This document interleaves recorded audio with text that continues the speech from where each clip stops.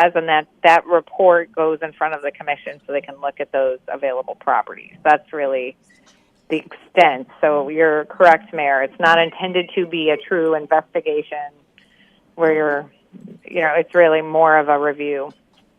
It's the legislative arm of the Planning Commission, which serves primarily as a quasi-judicial body, but the Planning Commission is also policy-based and looks at city planning before those issues come to the council.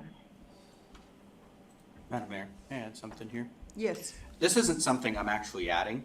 That already exists in the code. I'm looking at it right now on our current code that it exists. The only portion of this section that I'm changing is essentially, or proposed that I changed, was changing the word shall to the word must. That was the only change that actually has been put here. Why it's underlined, I don't know. That'd be a question for how the clerk prepares it. I just saw it underlined. So yeah, no, I that's why I wanted to jump in and say something here, is because essentially the duties that are in here already exist. I haven't added any duties. I haven't taken away any duties. The only way I've changed it is saying, instead of it being shall, the idea behind it was, I like to use the example of Title 16, where the Planning Commission should be, if they don't have a lot of other business to do, if they're light on permits at a time, part of their job, kind of like part of our job, is to look at our code and find ways we can make changes to it, improve it, etc. They would do the same thing, but for Title 16, which is the way it's actually already written into their code, is that they should be essentially reviewing various chapters of Title 16. I did this when I was on the Planning Commission, was I brought forward a couple chapters and said, hey, let's look at this. I've personally had a lot of complaints about this chapter. Can we talk about this? And the Planning Commission would never want to do that. And so we've changed that to must. thank you for that clarification. I just have seen this underlined and I thought it was something that you had added. So thank you for that clarification. And a second item I would have that would be of concern to the mayor's on line 203, which is page 187. It says the order of business outline for commission meetings shall be established by the mayor in consultation with the planner, city clerk, and or city attorney, and adopted by the commission consistent with Wasilla municipal codes. Isn't that currently done by the planner, not by the mayor? I mean, the planner says, we got a meeting coming up, here's what I'm putting forward.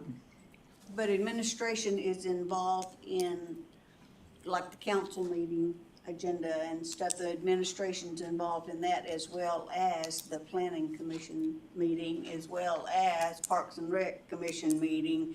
Right. And even though the planner, that's their job to set the agenda. Madam Mayor, may I jump in again? Provide some clarification for you? No. Go ahead. I was assured a couple times whenever I had this, because again, this spot, along with the spot where it talks about the mayor's the one that cancels meetings, I was assured that essentially you as the mayor can designate a person. That was my understanding. So even though it says mayor, because technically the mayor runs all the departments, Right. she just or in this case he or she can designate a person. Again, I think in the past, I know you've talked about issues like this when we've had some other code where we clarified it a little bit more, so it's really black and white. But I asked that a couple times when I was drafting, having this helped draft up, was that it doesn't necessarily mean, the mayor has to cancel a meeting or the mayor has to do that. In this case, it would be the planner. But at this case right now, if it said planner, we don't have a planner, so who would do it? And so that's why it's, in this case, it says mayor, so that she can say, well, the deputy administrator does it, who is the acting planner. That was why this says mayor instead of planner, was what I understood whenever I had this drafted. Thank you. I think you find in a lot of code, it says mayor and whoever, a list below it. And it's because in this city, we are governed under a strong mayor form of government.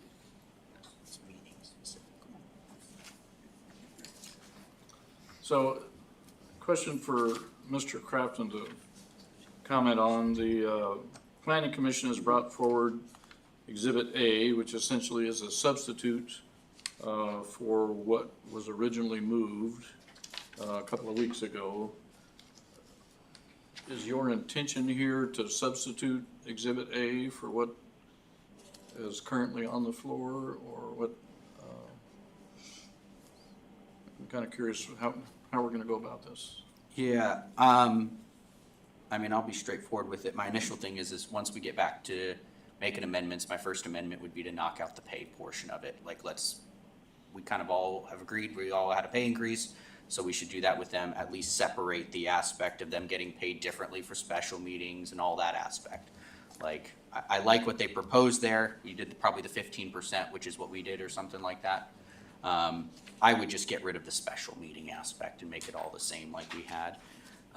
The only two portions I wasn't, or one was the page 185, where there's no lines 149 through 154. Meetings may be canceled where there is no reason to believe there will be a quorum. Case that I discovered I didn't. To me, that's a little bit of a given situation here. Like, if we know that there's not going to be a quorum, then the meeting would be canceled. Again, the city planner's going to hop in there, and generally speaking, I know, like, us as council members, we reach out to the clerk and say, hey, I'm not going to be able to make this meeting. That's why they know we're absent whenever we're not here. So I would think we would know that if they don't have a quorum, a meeting would be canceled. And if there's no agenda items, again, the meeting would be canceled. One of the intent was, I believe it was one regular meeting a month was required. Like, the goal would to always be have one, because right now they're basically only having one, even though they should have two. Basically, the agenda's getting set at the end of the year, just like we do, and they cancel half the meetings before the year even starts. But the idea is for them to do a little bit more of that legwork, where it would be them diving into Title 16. In this case, they might not need to do it for the next couple of years because we just had a huge overhaul on it. But again, they could still, if they're getting public comment coming in saying, hey, what we just implemented isn't working, they can then put that on the agenda, have public comment, talk about those items, and bring forward recommendations to us. So we're trying to be a bit more of a proactive body than a reactive body, like it feels like we're being with Title 16 here. That's kind of the idea behind having those meetings. I think the only other change was the staff liaison on page 183 that I saw, line 84. I mean, it makes sense having staff help you. I mean, I think that was the intent anyways. I think what you're doing is just putting it in writing, that there's going to be staff. I wasn't expecting the planning commission to go out and do that type of stuff. It would be, hey, this is what I think.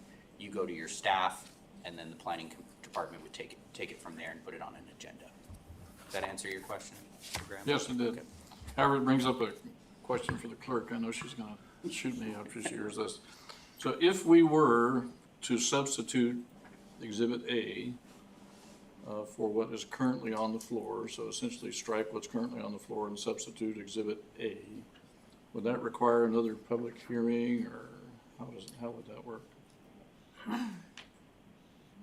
Holly, you can chime in as well, but it's not beyond the scope of what was already noticed.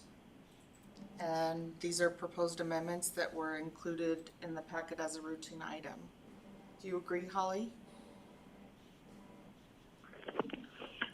Yes, I mean, yes, they're included in the packet. So I think it would be appropriate to vote on each of the amendments and make each of those amendments. But if you wanted to do it so that you are presenting a final ordinance to the public and having a public hearing on that, that would also be appropriate, and it might be cleaner.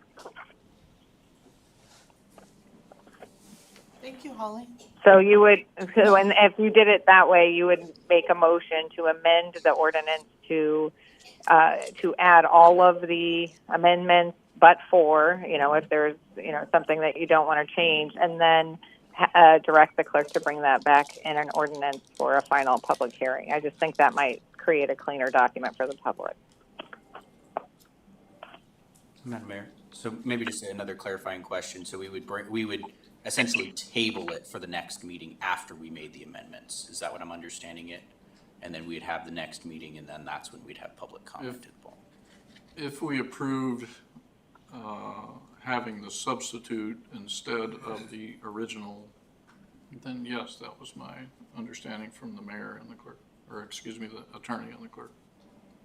Because from what I understand, Yeah. we can amend this as it is. I mean, it's not really many changes. Right, that's It's- why I'm asking. Yeah, to me, it just sounds like we need to make a couple amendments to this to clarify and bring forth the changes that they asked for.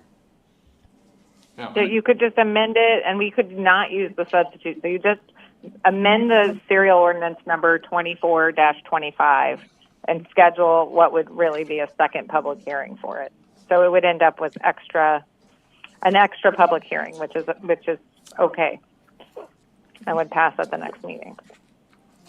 However, Holly, if we just make amendments to what's already on the floor, there would be no need for a second public hearing. Correct. Yeah, that is correct. You can also do that. Thank you. Just make sure your amendments, when you move through the ordinance in that case, just make sure we're clear, about the amendments we're making. I mean, I'd like to add on here as well. I mean, how many public hearings did we all go through with this? I think we've had one introduction, one public hearing here on the council. And then did you guys go through a public comment process as well on the planning commission? Or did you only have it as unfinished or new business? Do you recall? I think it was part of the public comment period, because that's why I think the Slope guy and one other possible commissioner attended the meeting. I'd like to add that the Planning Commission has been doing 2 meetings a month for many months now. We are eager to come behind you guys on this Title 16 rewrite. Especially my favorite part is coming up. So, yeah, I just want to, I appreciate the fact that the council has given the commission time for their input. Thank you. Yes. What I've done today is I have the entire ordinance in a Word document. I can pull it up on a screen and we can make the amendments one by one, section by section, and in addition, we can still bring it back for another public hearing. Madam Mayor, Yes. I like the idea of making those amendments instead of at this meeting, and then bringing it back as a clean copy to approve.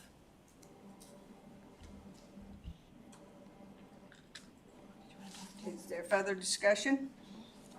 Madam Mayor, Yes. one question that I have for Holly concerning language. I hear the word must and I hear the word shall.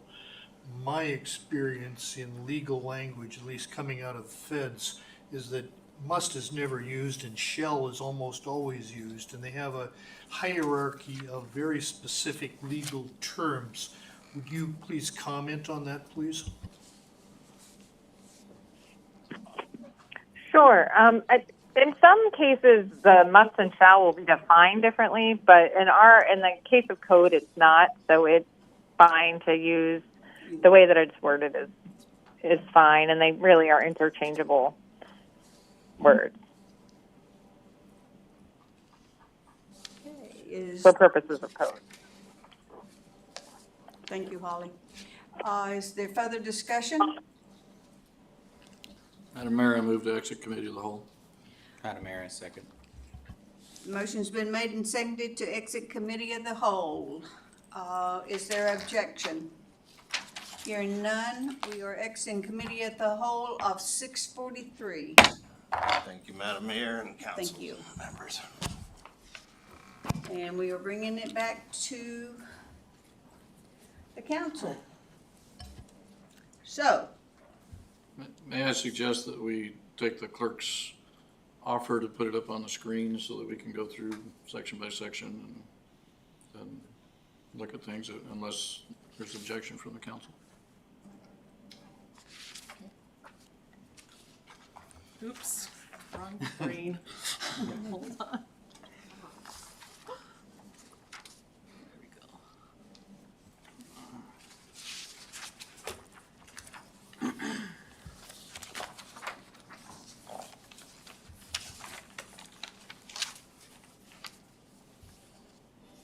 Madam Mayor, Yes. I'd like to move to make an amendment to this. Let me know when you're ready, Sarah. Sure, could you give me the, I know now the one I'm looking at is different now. Cause I'm looking at their exhibit. So it's gonna be, is this pay Ian? yeah, hold on. It is gonna be under qualifications. There we go. So down just a little bit. Oh, it is the same line number. So line 84. So, wait. Nope, sorry, line 87, there we go. So after the word must there, the commission must, I'd like to add with the assistance of its staff liaison, and then in parentheses, there's a plural. So at line 87, the commission must at the very end. And then after the semicolon, or maybe it's before the semicolon, they changed it to a comma. I'm reading it right off the exhibit here, by the way. Okay. Yeah, with the assistance It starts at 85, maybe. of its staff liaison. It's instead of the, sorry. It's okay. 84 of Exhibit A. And then liaison has a S in parentheses in case there's multiple liaisons that they're being assisted by. So that would be amendment number 1. I'm gonna put this in. Second amendment number 1. Okay, are we gonna take one motion with all of these amendments? I'd prefer Okay. we take them separately. I think that'd be easier. I would think doing them separately as opposed to trying to go all the way through.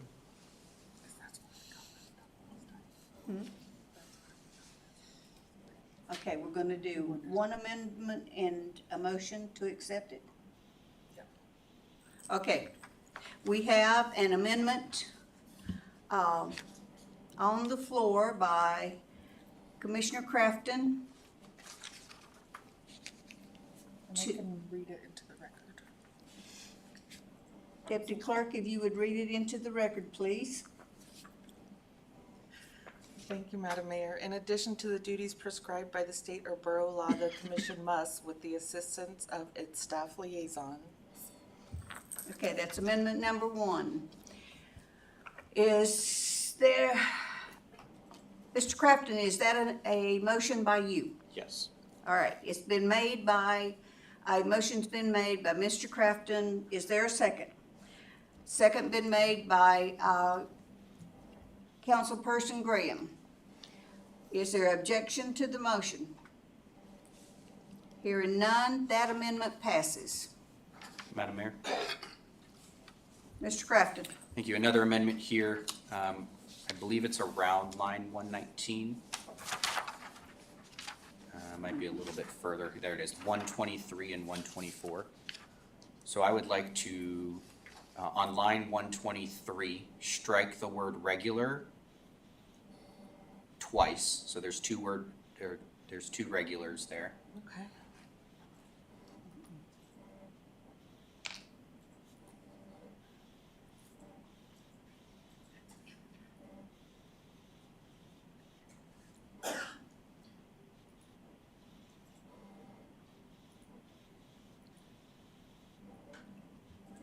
Do you see it?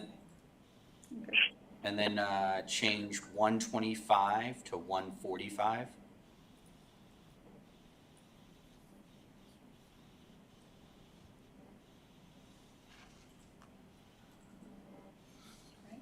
And then strike line 124 in its entirety.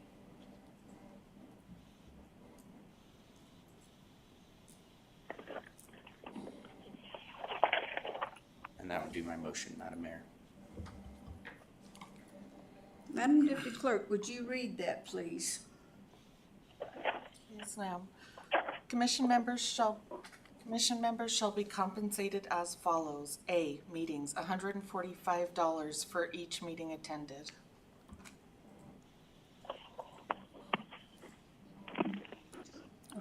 Mayor, Yes. just as a matter of language, I might recommend that you change that one to just read in a single sentence, commission members shall be compensated $145 for each regular and special meeting attended. Holly, I pulled that directly out of the council's. The council reads that exact same way as the way I just Okay. put it. Yeah, that's, I copied it over that way essentially, if you're okay with it. Okay. Yeah, then that's okay. I second the amendment. Okay. The motion has been made and seconded. Is there further discussion? Madam Mayor, I move to amend the amendment to change the number of $145 to $200. You beat me to it. Okay. There has been a motion to amend the amendment from $145 to $200 for each regular and special meetings? For each meeting attended. All I did was change the number. Commission members shall be compensated as follows.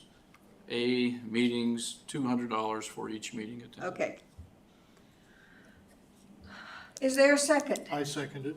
Tim It's Johnson. been made by the motion's been made by Councilmember Graham and seconded by Councilmember Johnson. Is there further discussion?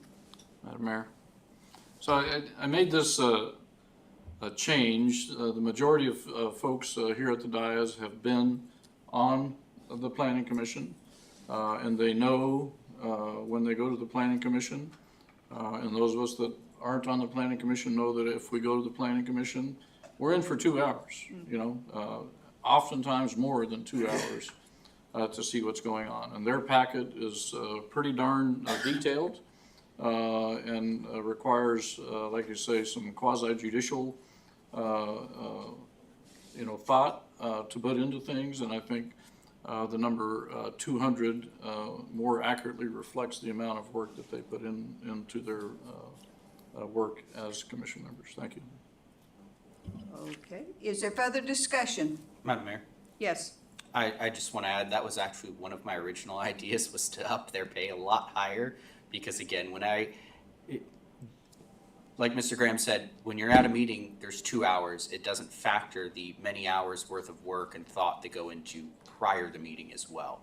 So I mean, I would say on average, a commission member as well as a council member is, for every 2 hours there, there's at least that same amount of time, if not twice as much time, prior to them putting into being at that meeting. So I appreciate you coming forward with that one. I just wasn't sure if people are ready to swallow that. But it sounds like we're going to public comment with this one again, so I think it's fair to make that type of change at this time.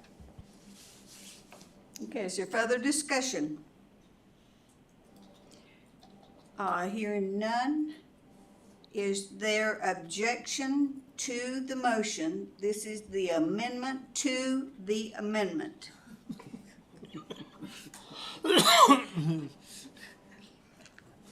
So, hearing no objection, the amendment to the amendment passes. So we are back to the original amendment. Am I correct? Yes, ma'am. The secondary amendment modified that primary amendment, and there was no objection, so. So the amendment passes. Okay, we're moving on.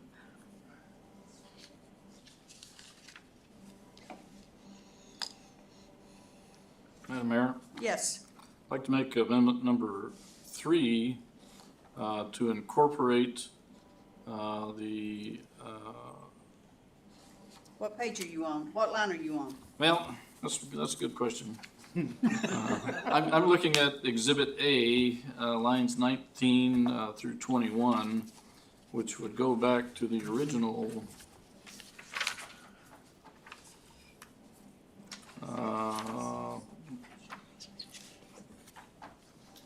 It's hard to say exactly. I'm looking at, Mr. Graham, if I might add, you're on probably lines 75 and 76 of Exhibit A, which is the reference to the term timeframes, if that's what you're referring to, based on lines 19 through 20. right, it would, the two tie together. But, so essentially what I'm moving to do is, in Exhibit A, if you could kind of figure that out, how it works with your thing there, we would delete lines 19 through 21, Okay, and then on line 70, let's see, I gotta find yours here, Ian. And then on line 78, of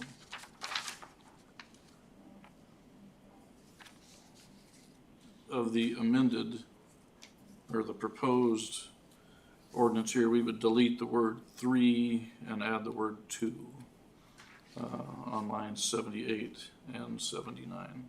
okay, so let's start. Does that match up, Ian? Stu, let me ask you a question. When Does did it start they with what the hell? Yeah. Are you here to really put me over the edge today? But anyway, when I served on the planning commission, we served 3 years. Okay, currently it says 2. I know, but I'm telling you, back in 100 years ago, we served Right. 3 years. Right, yeah, and you know, I mean, I was sitting I there know. damn near every time, so. Okay, so we're gonna strike these lines where it says, so where it says, whereas by serving 3 instead of 2-year terms, commission members have an opportunity to develop greater knowledge and expertise and apply that knowledge and expertise to the commission's land and development duties. So in Exhibit A on page 180, starting on line 19, that was struck. So is that? Yes, in accordance with the desires of Exhibit A, which is the desires of the planning commission. So that would strike lines 19, 20, and 21, and then amend lines 76 and 77 to reflect the desires of the planning commission. 78, 79. Yeah, depending on which, yeah, version you're looking at.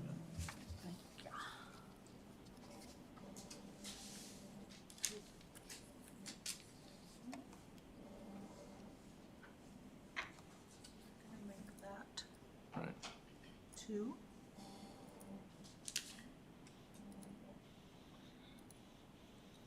I'll second that, Madam Mayor. Excuse me? I said, I'll second that when we get there.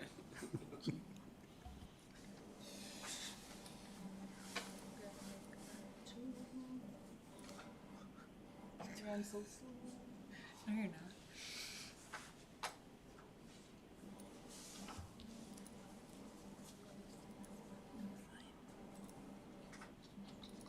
All right.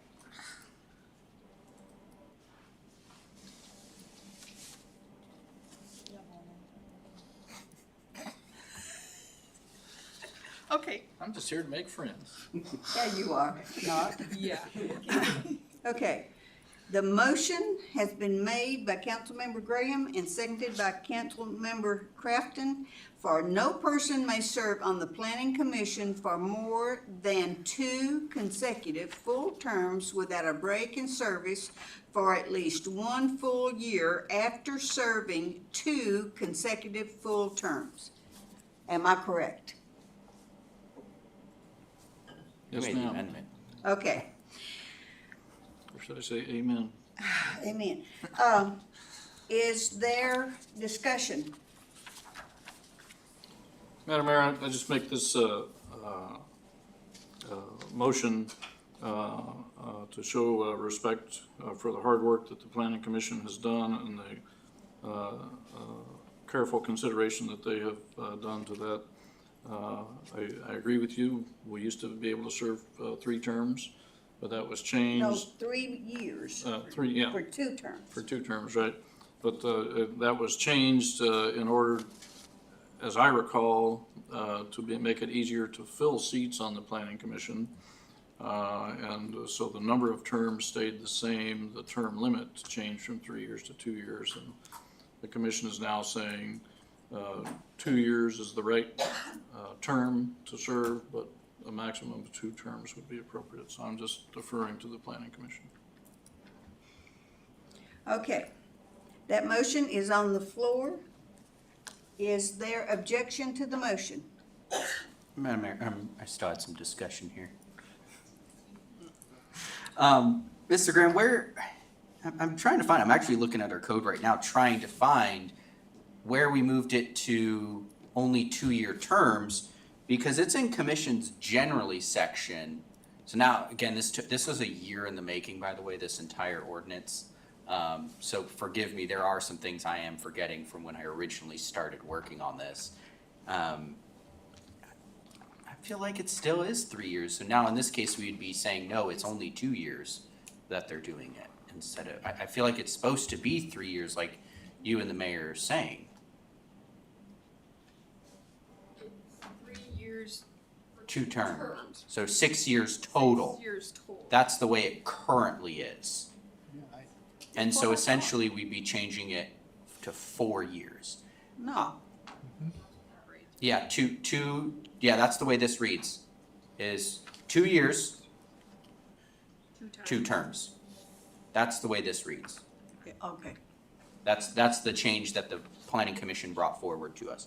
I would like to leave it at, I mean, again, if they don't want to do the 3rd term, that's okay. I would like to personally leave it at 3 years, 2 terms, so it's a collective of 6 years. That would be my thought. Okay, then you have to amend the motion. Madam Mayor, I'd like to make an amendment to the amendment. And we'll change, I'm sorry, I'm looking at this here.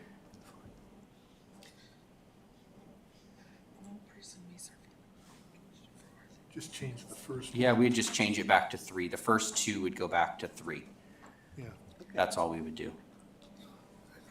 But if the code currently says it's a 3-year term, oh, then just drop the whole thing. I almost feel like the amendment would actually be striking D in its entirety. Is actually how that would read, because there's somewhere else in code that it has this. it comes down to the definition of full terms. Is that 3 years a full term, or is 2 years a full term? It's currently 3. That's the way, I mean, I can show you where it's at in the other portion of the code if you wanted to know. What, do you want me to pull it up, Mr. Crafton? Yeah, so it is, 2.44. And it is 2.44.050A.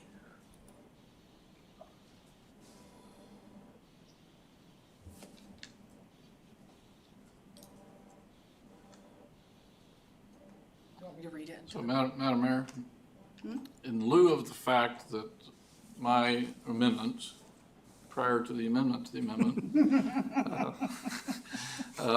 would run contrary to Wasilla Municipal Code 2.44, I withdraw my amendment.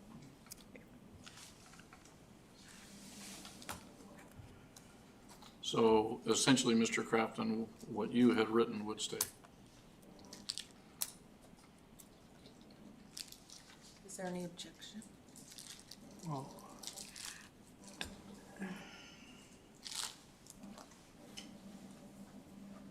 Okay, Okay, there's, wait.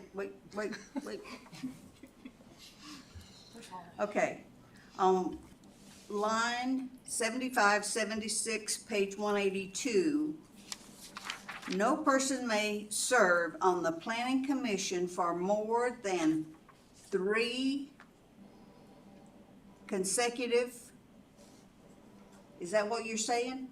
That's what Mr. Crafton is saying. Mr. Crafton, is that what you're saying? That is what is in the original Currently, it's- or that's what's in this ordinance before us. And that's what I had proposed. Mr. Graham was looking to make a change, so I'm trying to clarify this, make sure I'm on the same page here. And so you're withdrawing it, so now we're back to the main motion essentially, where you're at. Is that where you're at, Mr. Graham? that is correct. And the main motion would be what you brought forward. Right. And we, So now another amendment would be in order if we wanted to go forward. But- Okay, so you're saying, Mr. Crafton, you're saying you want 3 consecutive terms. You went 9 years or 6 years, basically? Right. Yeah, Well, that's what I exactly. originally Basically, do you proposed want here. 9 years or 6 years? You ain't never gonna get nobody at 9 years. Well, the idea, again, to go back to it, the part of putting this in here, at the end of every term, each planning commissioner has to be reappointed and reapproved by the council. So even if you serve one term, 3 years, and then you come up for your second term, your next 3 years, the council still has to approve you. So by the time, if you were to go to a third term, which would bring you up to a total of 9 years, nobody sitting at the dais would be there that was there for your first 2 terms. Well, not nobody, but most likely nobody. So again, the likelihood of you staying is slim, but the ability to stay is possible, again, if you have somebody that's been doing a really great job and the new administration wanted to leave you. Mr. Johnson.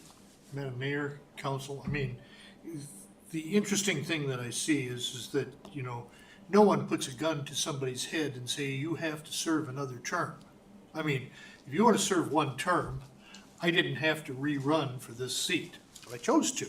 If somebody wants to be on the commission for a second term, that's fine. It doesn't mean that he has to be. I mean, that's his own point, his own choice. So, I don't care if it's 3 or 4 or 6. I mean, it doesn't really much matter. And then they have to be reappointed, and they have to be reconfirmed by the new mayor, and they have to be reconfirmed by the council. So the only real question I've got is, does people want to sign up for a 2-year term, or is it a 3-year term? What is it that the commission really wanted?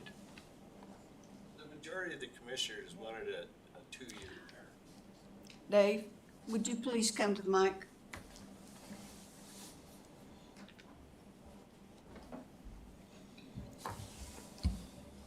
Madam Mayor, the majority, the consensus of the commission was a 2-year term. That's just how the voting and how it all came down. If we want to leave city code the way it was, like Councilmember Johnson said, the commission member could resign or not seek another term. So we're kind of getting in the weeds on this one, so I'd say if we leave this the way it was, that would give members of the commission discretion to either continue on or resign. So, no, I'm glad you brought that point up. Madam Mayor, Yes. I just want to point out something for clarification, that term D, line 75 through 77, do not state the length of a term. It only talks about term limits, serving 3 consecutive terms. It does not state the length of a term. however, Wasilla Municipal Code Mayor? 2.40 does specify terms. Which that's also up. We'll see that. Go ahead, Holly. Yeah, I would recommend, and Councilmember Cottle and I think a couple other council members are hitting on it, but I think we should stick to the language of the ordinance as proposed, which goes to the amount of terms and how many terms are served, not the years involved in each term, because that's dealt with elsewhere. So but that might be something that council wants to propose an ordinance change to the length of a commission member's term, and we can bring that in a separate ordinance. That'd be the best way to deal with that, so we can make sure we're being consistent with code, the other sections of code, namely 240-50. Madam Mayor, Mr. Crafton. thank you. I want to say one, I think we have the boards and commission generally. This, remember, if we remember a while back, we had both of those before us. So that one actually will be coming back up here soon. I don't know when the date was, but they also had it before them. But jumping back onto Mr. Johnson's point, I like how you said that. Like, again, you're not being forced into serving that third consecutive term. I like giving the people the option so that if we said, hey, Mr. Seals, you did a really great job. The new mayor comes in, says you're doing a really great job. I want to keep you in place if you're up for it. You don't have to do it because, again, you still have to be appointed by the mayor and you still have to be confirmed by the council. So there are basically 3 ways that you could not serve. The person choosing not to serve, the mayor not appointing you, or the council not confirming you. So there's still multiple avenues that a person doesn't serve that third term, bringing them to 9 years. The intent behind upping it to 3 was because, again, we were really struggling to keep people on the planning commission. And so we wanted to offer up an ability to keep people on the planning commission for a longer time, essentially, if they're doing a good job. I mean, that's the reason why we have to reconfirm them and it's not an automatic appointment, is because we wanted the body to have the ability to deny them if they felt that was necessary. Okay, is there further discussion? So just to clarify, you are withdrawing that amendment. It's for me, withdrew his. Yes, Madam Clerk, that is correct.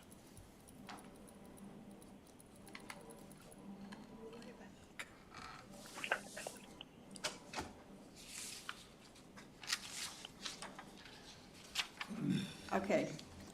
Restate your motion. We're back to the main motion, Madam Mayor. I know, restate your motion. I don't think I have. I believe the motion is to approve ordinance serial number 2425. Yeah, that's where we're at. Is it? Okay. Okay, we're done with the amendments, right? 2425. Is there a second? It's already been on the floor, so is there further discussion on 2425? Hearing none. All those in favor, please do roll call vote, Sarah. So, just, Councilmember Graham, did you want to make a motion to, move it to the next regular meeting and add another public hearing? Or did the body want to adopt this as is this evening? I don't intend to make that motion, but I think Oh, sorry. Ms. Rubio does. Yes, I make that motion. Okay. Postpone to the next regular meeting. Is there a second? I'll second that motion. Okay, it will. The motion has been made and seconded to schedule this on the next scheduled meeting for a public hearing. And adoption. And If there's another public hearing, you may want to, it will be on the floor for adoption, yes.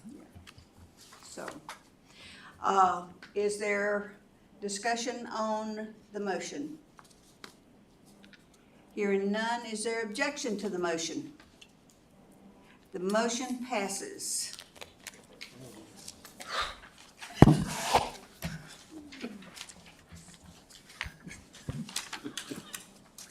Okay.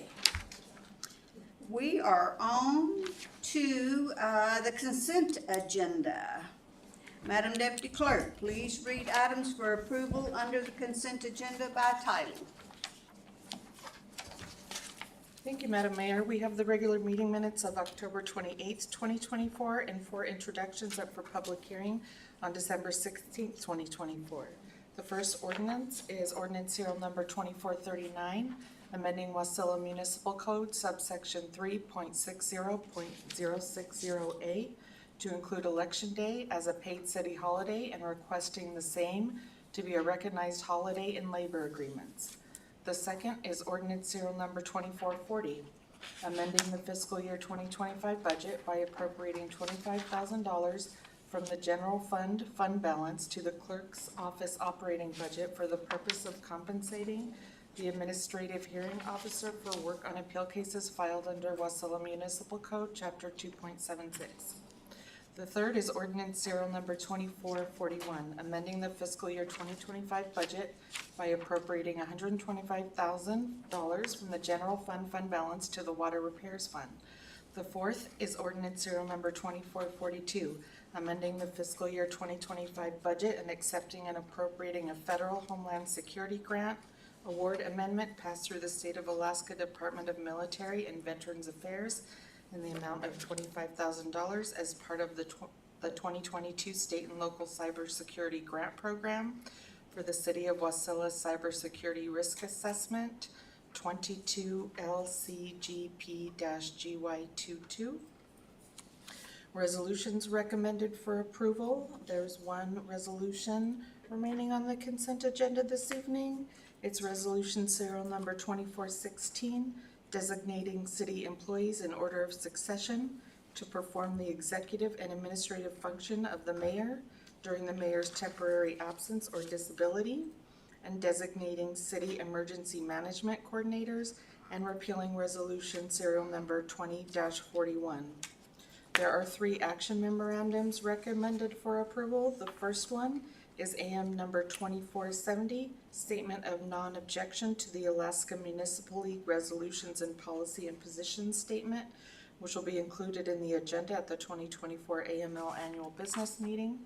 The second one is AM number 2471, authorizing purchase agreement with Kendall Ford Fleet in the amount of $203,525,000 for the purchase of 3 utility vehicles. The third one is AM number 2474, contract amendment to Santec Consulting Services in the amount of $104,979 for wastewater treatment plant professional services, including task 3 permit support. Those are the items on this evening's consent agenda. Thank you, ma'am. Is there a motion to approve the consent agenda as read? Madam Mayor, I move the consent agenda as read. Is there a second? Cottle seconds. It's been moved by Councilmember Crafton and seconded by Councilmember Cottle to approve the consent agenda as read. Is there objection to the motion? Hearing none, the motion is approved. We are now at unfinished business. Madam Deputy Clerk, please read the title of the AM. Thank you, Madam Mayor. This is AM number 2469, approving the manner for the preparation and submission of the budget and capital programs for fiscal year 2026. This AM was postponed from the October 28th council meeting, and there's a motion to adopt pending. Okay. Oh, one more thing. If this AM is amended, it's recommended that a council member direct the clerk to incorporate the amendments into a resolution to memorialize the council's requests. Okay.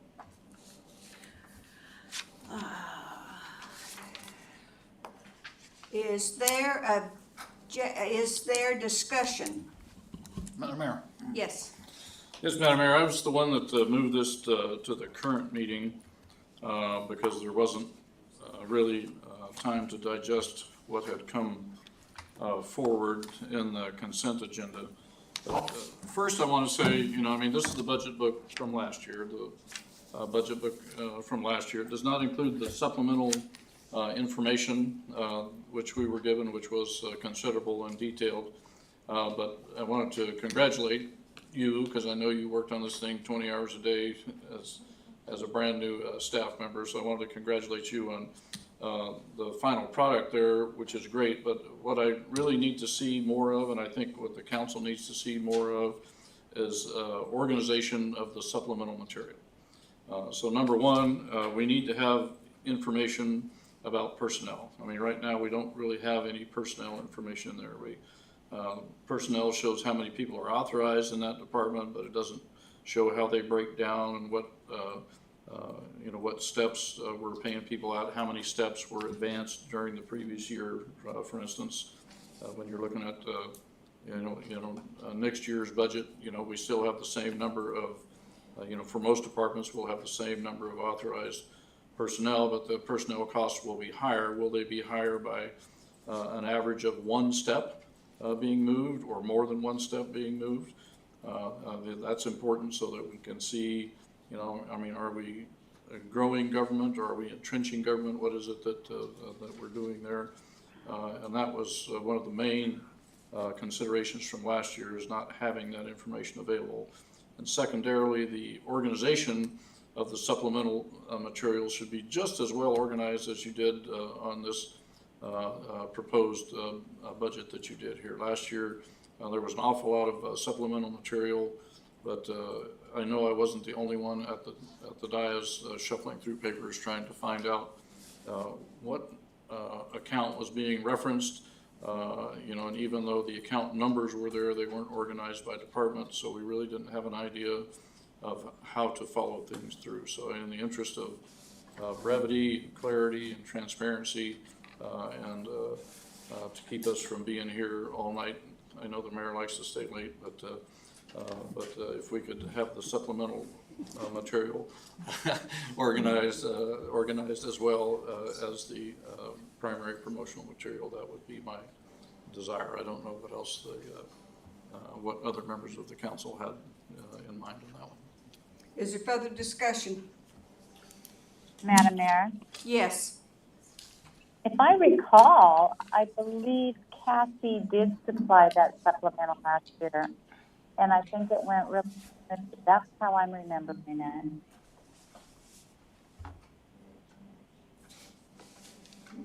Yes, the supplemental material was provided, but it just wasn't organized in such a manner that we could easily follow along. That's all I'm asking, is to have the same degree of organization on the supplemental material as we do with the primary. Madam Mayor? Yes. I guess this might be to the clerk then. Do we need a resolution or something to put together to clarify what we're asking for? Because again, the budget, we have to pass the way the budget is presented to us. So I don't know if we need, I'm agreeing with Mr. Graham here, and again, getting this additional award, and well, for us to get the award, we can't have this supplemental information in there. Again, I don't know where it needs to be. I mean, if the award is that important, I mean, or my part of me is like, is it that important? It's kind of like the tree thing we were talking about the other day. I mean, if this is what it takes to get some trees, then it's not necessary, you know? But to me, that supplemental information is that important to us. It's our job to, I mean, we should be able to explain the budget to anybody that walks up on the street to us. And to me, having that supplemental information gives me the level of detail to be able to assist with that. So I don't know if maybe it is to the clerk, do we need to put something in writing to memorialize that? Sarah? I believe so. As far as how she has to submit it, I have no idea. But when I consulted with the clerk and the city attorney, it's recommended that you memorialize what you would like in a resolution. So I'm taking notes from this evening. Excuse me. So we can grade. Excuse me.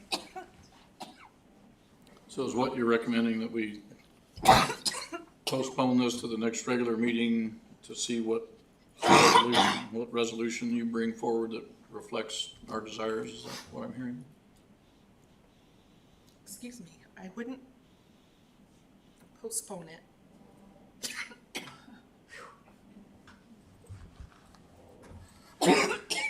Sorry. That means. I'm so sorry. I have that effect on women. Making me cry. It's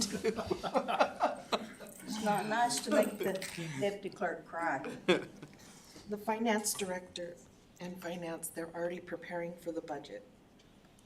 So if you could make the motions now on how you would like to see it, so she can get started. We'll add an attachment to the action memorandum, and then we will memorialize it through a resolution. Holly, do you see any issues with that? No, I think that's good. The other thing that allows you to do is you'll have that resolution, and the finance department will have that resolution going into next year's budget. So then, unless that's amended or a new resolution is brought, the finance director will know what's expected for moving forward. And again, council can amend that in the future, but that creates a document that's easier for us to track through the years. Mr. Graham? So Holly, does that mean that we need to come up with a resolution tonight? Or can we direct the clerk's office based on the discussion we've had tonight to come up with a resolution reflecting the desires of the council? So let's say what you want to see is the backup documentation that was presented with the 2022 budget, for example.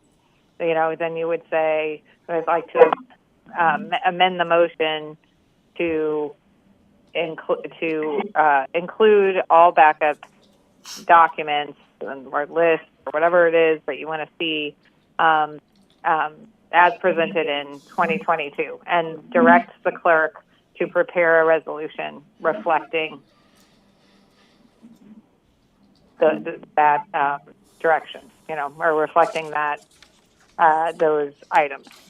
And then that way finance has what they need right now to know what council is directing, but then the resolution will come back memorializing it. And after this year, it'll be easier because you will have that resolution before you earlier in the process, and the finance department will know exactly where they stand and what council's looking for.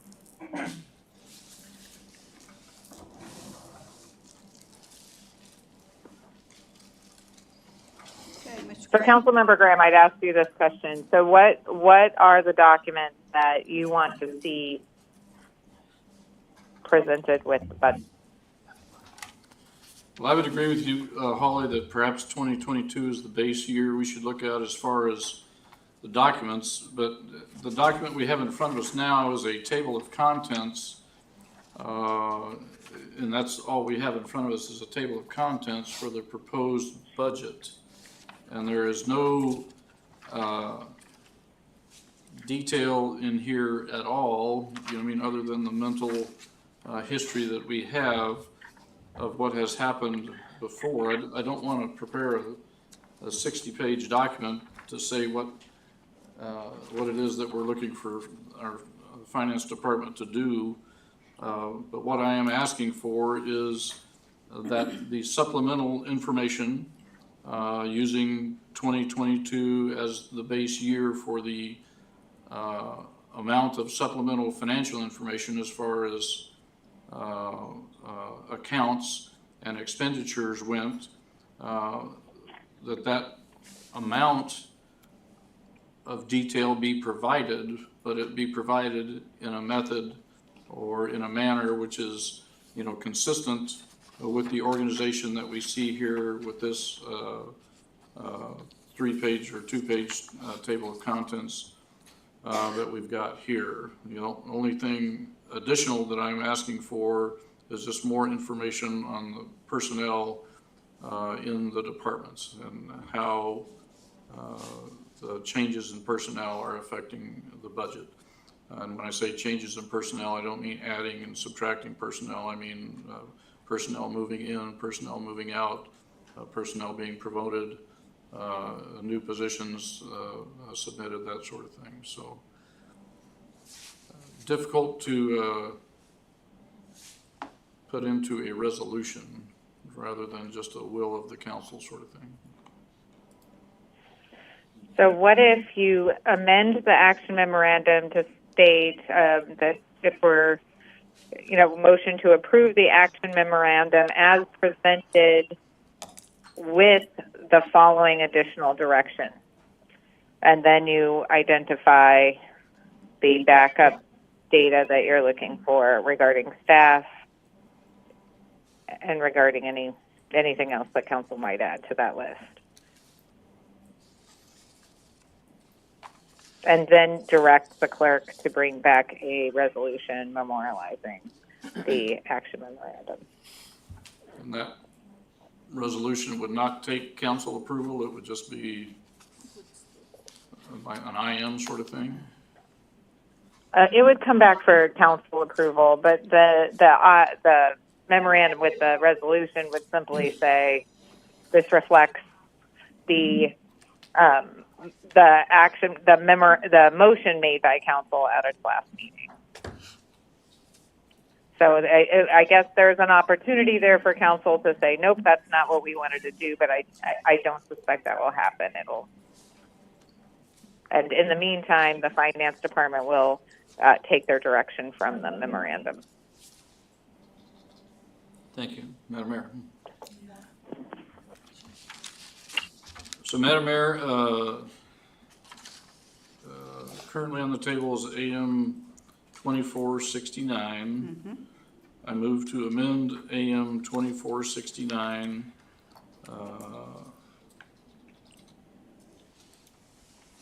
to request the council be provided with financial information comparable to what was provided with the FY22 budget, organized in such a manner that it is as easy to follow as the proposed budget here in AM 2269, or whatever this is, 2469.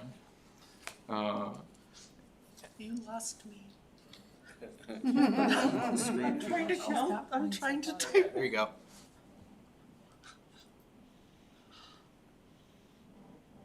Comparable to first line up there. Put that back, undo that, there you go. Now I'm gonna go up to the top line where it says comparable to information presented for the FY23 budget, 2022, I'm sorry, 22 budget. So, organization, so, such financial information should, I'm not saying will, but I'm saying should be presented in a manner organized consistently with the table of contents provided in this AM.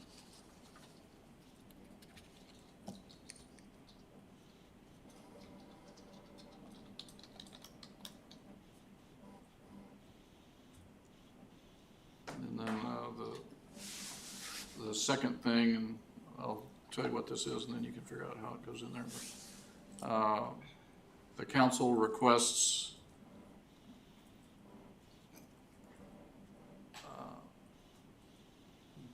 detailed, I hate to call it personnel information, but personnel financial information from each department, as opposed to just a basic number. This is basic salaries, this is, overtime, this is benefits. I mean, how many people do we have? What level are they being paid at? How does that change from one year to the next?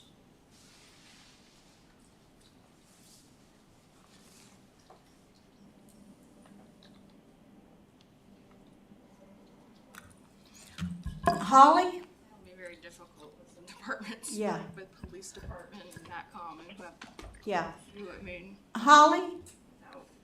Yeah, so my question would be, is there a year in the past where the employee information has been presented to council for budget purposes in the manner that council's seeking this time? Or is this different than all the years in the past? It's different. And is this legal? As long as we don't identify personnel or have information that could be specific to personnel, I think we're just fine. But we've never done this that I know of. HR Director Kim. So council's authority under the code is to establish the manner for the preparation and submission of the budget and the capital program. So the question is the information we're looking for is, so there's the budget information, and the manner of the way it's presented is really where council's authority comes into play, right? So if this is new information that generally is not for council as part of the budget process and hasn't been done so in years past, then that creates, then I think we do probably need to figure out how to do that. It's a little bit different than just presenting the backup data that we were seeing years past, in, for example, 2022, right? So what I would recommend, at least for purposes of this memorandum, just providing that direction, we want to see the financial information comparable to FY 2022. That's really going to the format of the way the information is presented. And then the employee information, that's a different question. And I think we'll take a little bit of work and research to figure out what council is looking for in that regard. So I'm trying to understand exactly what you're looking for. Are you looking for a list of employees and they're like by name or by position? No, I'm not looking for a list of employee names or anything like that, but I would like the council to be able to look at it and say, this year we're looking for, $38,000 more in the HR department.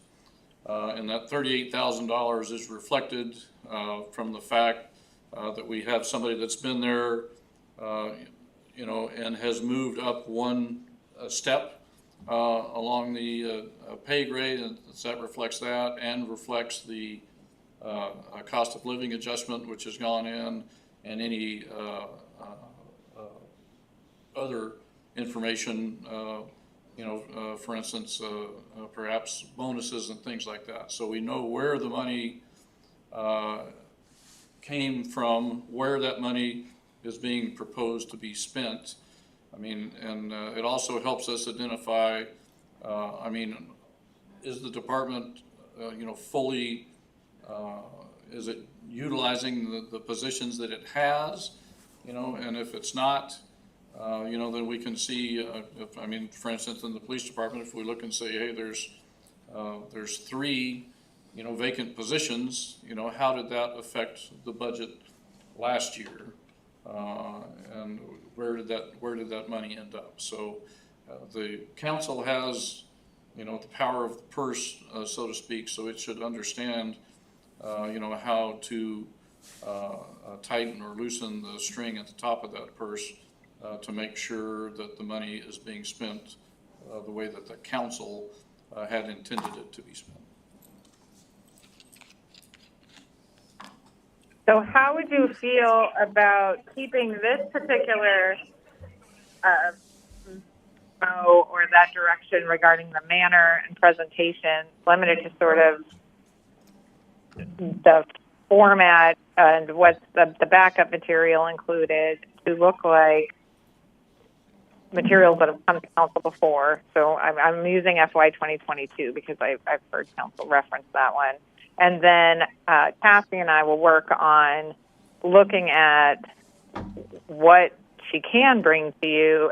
What they actually use to track that aspect of employee compensation and the documents created. I feel like that's a different conversation. And then we can bring something to council.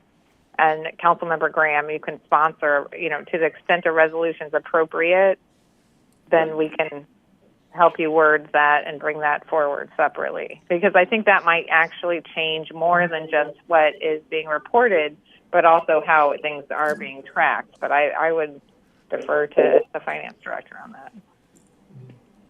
that.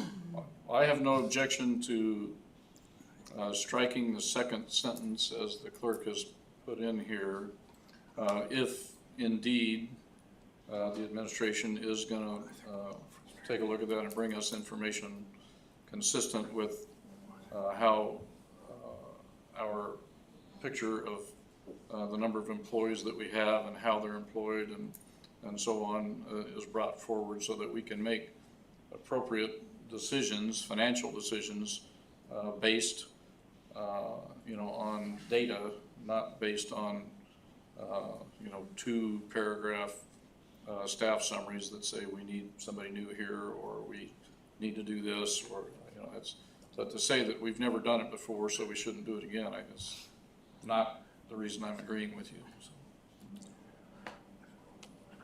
No, understood. And that just gives us time to look at how do you comprise that data, and what are the impacts on how you track that data, so that it's not, so that we're dealing with it. It might be a separate issue from the budget altogether. It might be basically Pandora's box, and that's okay. We just have to be able to figure out how that all ties together, since it hasn't been done before, right? Mr. Johnson? Madam Mayor, Council, Counselor in Finance Department, I think, speaking for myself, in looking at the budget last year, one of my frustrations was that I would see a increase in compensation. And I would see one department would come in and it would be like 15.8% increase. That was an easy number to get to. What was last year, what's this year? The problem of it is I look at inflation and I say, well, let's see, it's about 6%. How did you get to be 15.8? Well, without any detail, it'd be really nice to say, well, we had 10 employees, we had 6 step upgrades during that year, we had cost of living, and all of a sudden that comes up to 15%. And yet on the other hand, I saw a budget that would come in and it would be, last year we were at 100%, this year we're at 89%, and I go, well, wait a minute, what happened? It's 6% inflation. Well, we had 3 people quit and they're starting at the lower end of the thing. I mean, that kind of information is really helpful to understand what it is that we're dealing with in the budget. And I haven't seen that kind of information in the past, and I think that's what Councilman Graham is trying to get at. I don't care about any one specific person. How many step changes did we have? It should be a very simple information on a spreadsheet that somebody could give us. Okay, what is even if you were to say, what is the average pay grade that we're currently at versus what we were at last year? That'd be really helpful in terms of understanding the number that we're seeing in the presented budget. Thank you.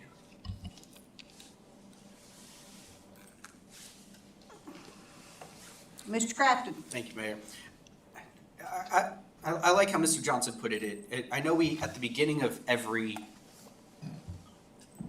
can't remember what they're called, departments, section, when they talked about their employees, we saw, oh, I'm adding a new employee a few times. That's what we did see. But I think it was pretty laid out. Basically, what we're asking for at this point is just saying, or an explanation of the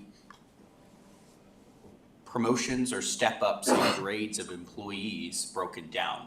We're not asking for names or anything. It's just how many were there? Were there 2? Were there 3? And breaking that down into the individual levels so we can see a little bit more of, again, like you said, why is there, beyond just inflation, why is there such a significant change in compensation, whether up or down? I think that's well said, Mr. Johnson. So, Madam Mayor, I think I've proposed an amendment here, but there isn't a second, so. would you let our CFO weigh in? The information that you are requesting is actually in your budget books. It is under the significant budget changes. So for instance, under parks and maintenance, what was written on there was personnel costs increased 4.84% for non-reps, 3.5% for 302 employees, which is CPI, plus 1 step on the pay scale for all employees. All of our employees step unless they are currently on a PIP. That's our general rule of thumb based upon code, currently what is written in Title III or what is written currently in their CBA, depending upon which union that they belong to. There will be differences in regards to people leaving and hiring new and starting from the top of the scale to the bottom of the scale. That information, yes, that will definitely change in the salary part. And then also the information that we would have, our benefits are impacted solely basically on our salary information. It's always 37.58%, plus insurance, health insurance that goes on top of that. And so it fluctuates obviously based upon whatever the salary is, that's the percentage that we take on it.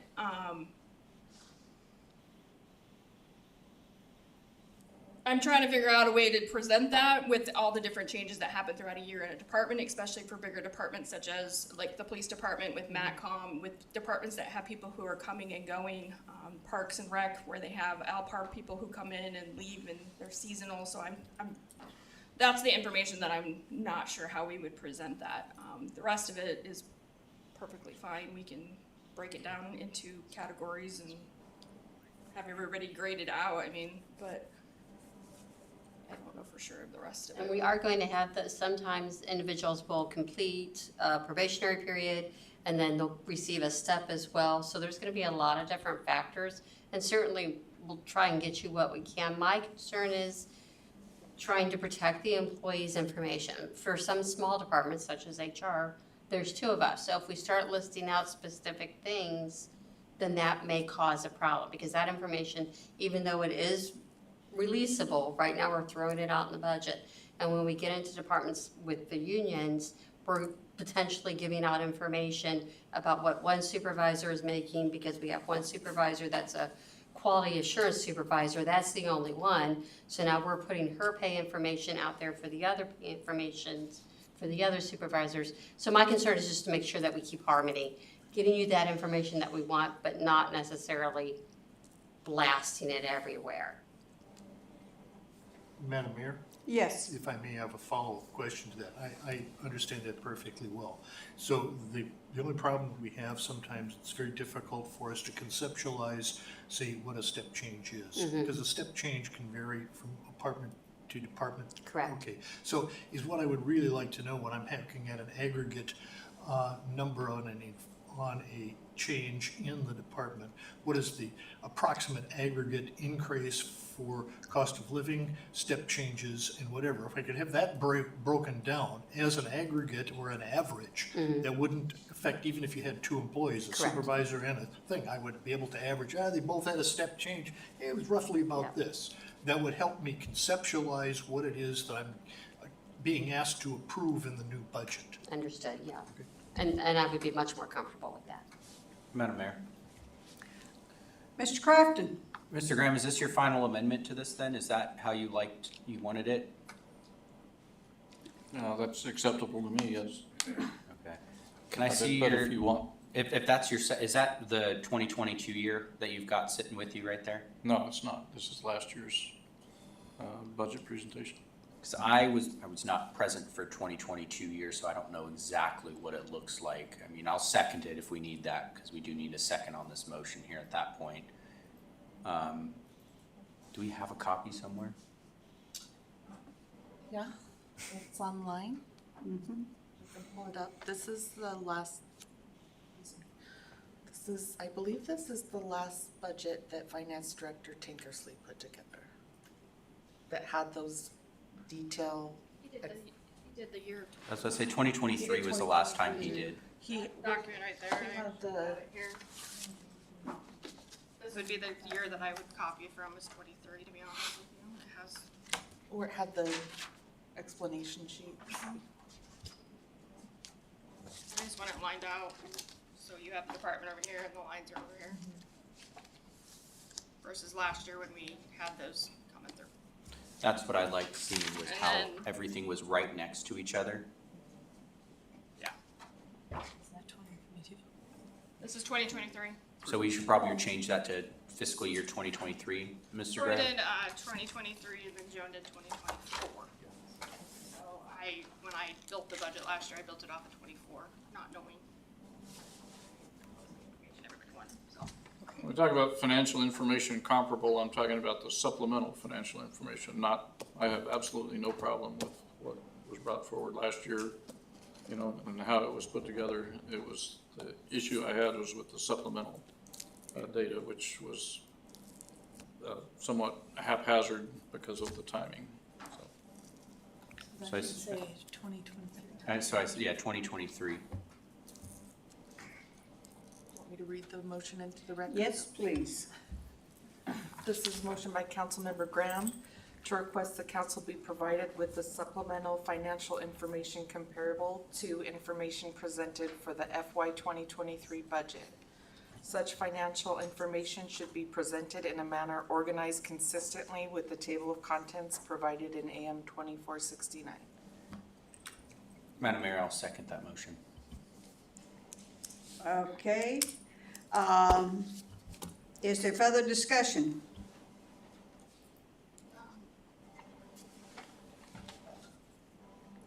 Does this add that part about the CIP? I added it in the AM, so the AM has the information about where we want to change the CIP to have the new CIP, the continuing CIP, and the balance forward. So is this just amending? Yes, ma'am, Okay. this is, And the capital programs for fiscal year 2026? That's what the AM says.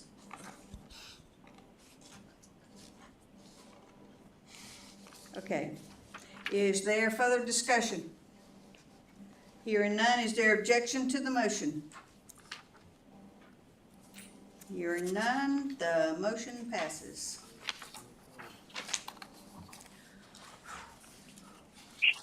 We are moving on to new business. Madam Mayor? Yes. I apologize, but could council consider a motion to direct the clerk to prepare a resolution memorializing Oh, yeah. the content of the budget based upon the motion just made? Okay. It's review. I'm directing, I don't know what I'm directing, the clerk to do a Memorial. resolution for To AM, memorialize. to memorialize AM number 2469. Is there a second? Madam Mayor, I'll second that. The motion has been made by Councilmember Rubio, seconded by Councilmember Crafton. Is there a discussion? I just wanted to clarify something real quick, Madam Mayor. So the amendment we just passed was for this year, basically saying go forward, this is how we want it done. The resolution that the clerk will prepare for us will basically say going forward, this is how we want this done. So the amendment that we have before us won't do that for us going forward. Is that what I'm understanding? Yep. Yes, exactly. And that way, next year, what the finance director will be able to do, she'll have that resolution. It'll have a section that says this is the format or that council has approved moving forward. And then the clerk can make sure that resolution is flagged for council if you guys want to change something. But that way, finance knows what council wants to see, and it'll be a much more streamlined process in the future. Is this something that should be codified then? Because the way we have it in code right now is it just says that we're supposed to pass the manner in which we do it. So maybe in the future, was that something we should have brought forward and codify how this manner basically? I mean, that's an approach council can take, but by doing it by resolution, finance has direction, but if council wants to change it, you can do it, and the administration can bring it forward and can move a little bit more fluidly because you only need one meeting, since budget ends up being a pretty heavy lift, right? Yep. And that just makes it a little more flexible for council and the administration when they're getting ready for budget. Thank you. So it's, but we could, I mean, it's, certainly lawful. Okay, is there further discussion? Hearing none. Is there objection to the motion? Hearing none, the motion passes. We are on to new business. Madam Deputy Clerk. Thank you, Madam Mayor. The first item under new business this evening is resolution serial number 2413, requesting the state of Alaska redesign and reconstruct the intersection at the Parks and Palmer-Wasilla highways to alleviate traffic congestion and increase safety. Is there a motion? Mr. Crafton? Madam Mayor, I move resolution serial number 2413. Sorry, I thought there'd be a motion already for this one. It's a resolution. Is there a second? Second by Councilman Johnson. It has been moved by Councilmember Crafton and seconded by Councilmember Johnson. Is there discussion? Mr. Crafton, you brought it forward. Mr. Graham had pulled this one, and so I was just kind of curious why he had pulled it. Thank you, Mr. Craven. I'd like to hear from the mayor about the MPO and how this process would be more efficiently handled by the MPO rather than us as a city going to the Department of Transportation. Well, the MPO Municipal Planning was, Organization. it is the municipal planning organization, and we're still finding our way, so to speak, in some aspects. But we have Clint Adler, who is with DOT. He is on our board, and we have talked with Clint about this, and I'm gonna let Eric, our Public Works Director, because he's on the technical committee, and he can explain a lot more. Thank you, through the mayor. So, speaking with Mr. Crafton too about his desire with this resolution is, I think, to draw attention to, through Juno, through financial support for this problem. So, as the mayor said, we're still kind of feeling our way as we're a brand new MPO, figuring out what the coordination between DOT and the rest of the MPO partners is. There's definitely, the MPO brings the federal support into the valley, and so it's shepherded by DOT and their experience with the two MPOs that predated us, and brings more local control to those federal dollars than the city's ever seen before. But I think, and correct me if I'm wrong, Mr. Crafton, but some of this is to say to the state legislature, we'd like some direct support as match, if you will, as it could also go through the MPO to become a project. That being said, we haven't seen the life cycle yet of an MPO sponsored project. So I think there's very much a learning sequence to know if the city of Wasilla brings a project to the MPO, how much time should we forecast for working through the legislative process and the organization within the MPO? Right. The MPO has to do with a lot of the STIP and how much money we get and whatever. And instead of it coming through the state to DOT, then it comes to the MPO. But we've not got that far yet. But I will tell you that there is a planner with DOT that is like, well, we can't do anything about that because you've got to finish all of this other stuff before you can do that. And I have talked to the commissioner several times about that very place down there, you know. I talked the other morning, we had a meeting with the state legislators and all of the borough people as well as the cities.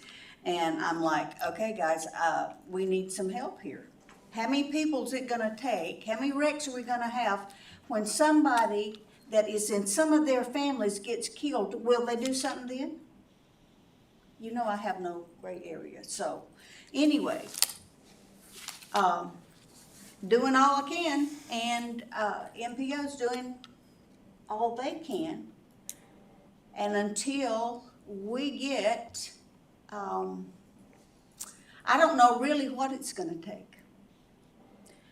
My opinion, send this to the state. Let's see where we get with it. You know, they say the squeaky wheel gets the grease, so that's my opinion of it. Madam Mayor? Yes. I want to add to that. I think you're right here. That's really the intention behind this, is to say, hey, the public is aware. I know, I mean, if you've spent any time on some of the Facebook pages, you've seen some people complain about this part of the road. It's a concern. I know I was talking with Public Works about this as well, and we were wanting to try and get some crash data as well from the police department if we could, and just kind of staple it to this and say, look, like, this area is it's becoming a safety problem. It's getting so bad at this point.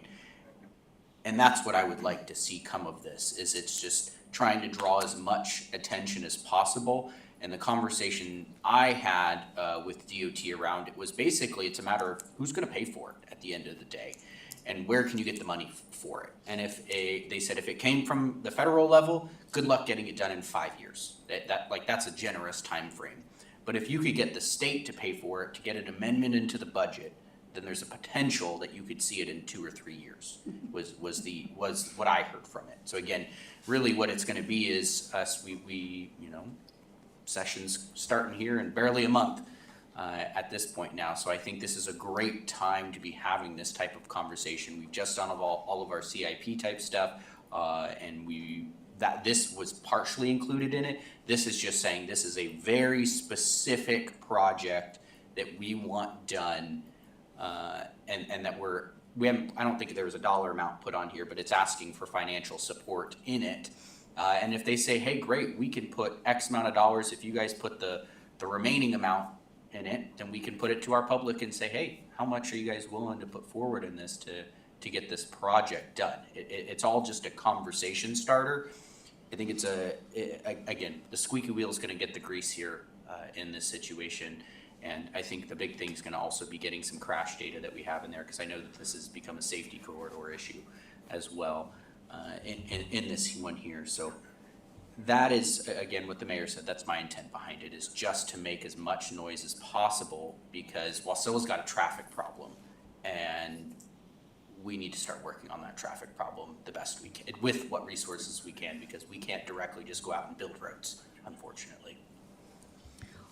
Well, the thing of it is, Parks Highway don't belong to the city of Wasilla. That's what I'm saying. It's a state road. All we can do is make noise about it and say, hey, because where do our residents go? They come to us when they have a problem. They don't necessarily always go to DOT. Some people do, but most of them come to us instead.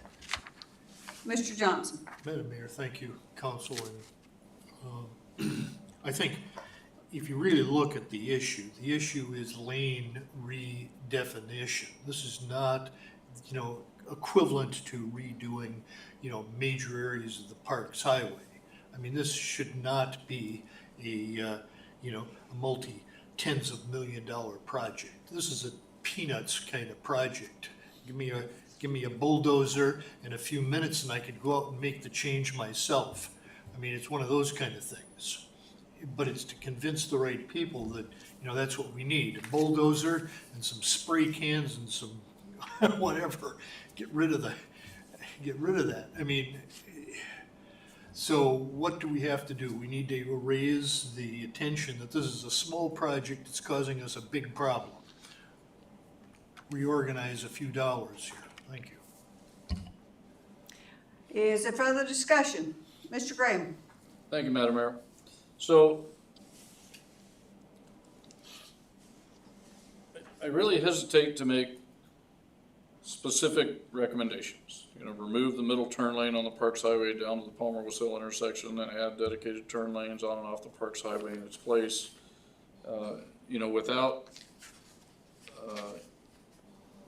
number one, I really hesitate making those recommendations from us. That we don't have a traffic department. We don't hire, we don't have engineers that put this stuff together and take it to DOT, and DOT says, oh, that's a good idea. This is DOT's road, both the Palmer-Wasilla extension, Palmer-Wasilla Highway, and the Parks Highway. That's all DOT owned. So it's all gonna happen from DOT. None of it's gonna happen from us. So for us to make specific recommendations,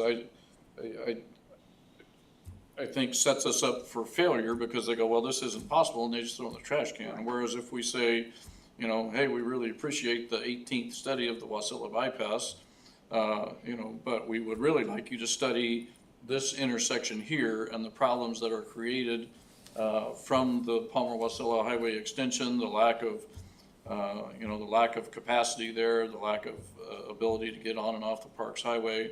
I think that would be more appropriate. I fully agree with the, you know, shutting down, you know, that little turn pocket that we've got over there by Matcom, which was originally designed when the Parks Highway was redesigned. That little turn pocket there was originally designed so that our police force could make a left turn out onto the Parks Highway.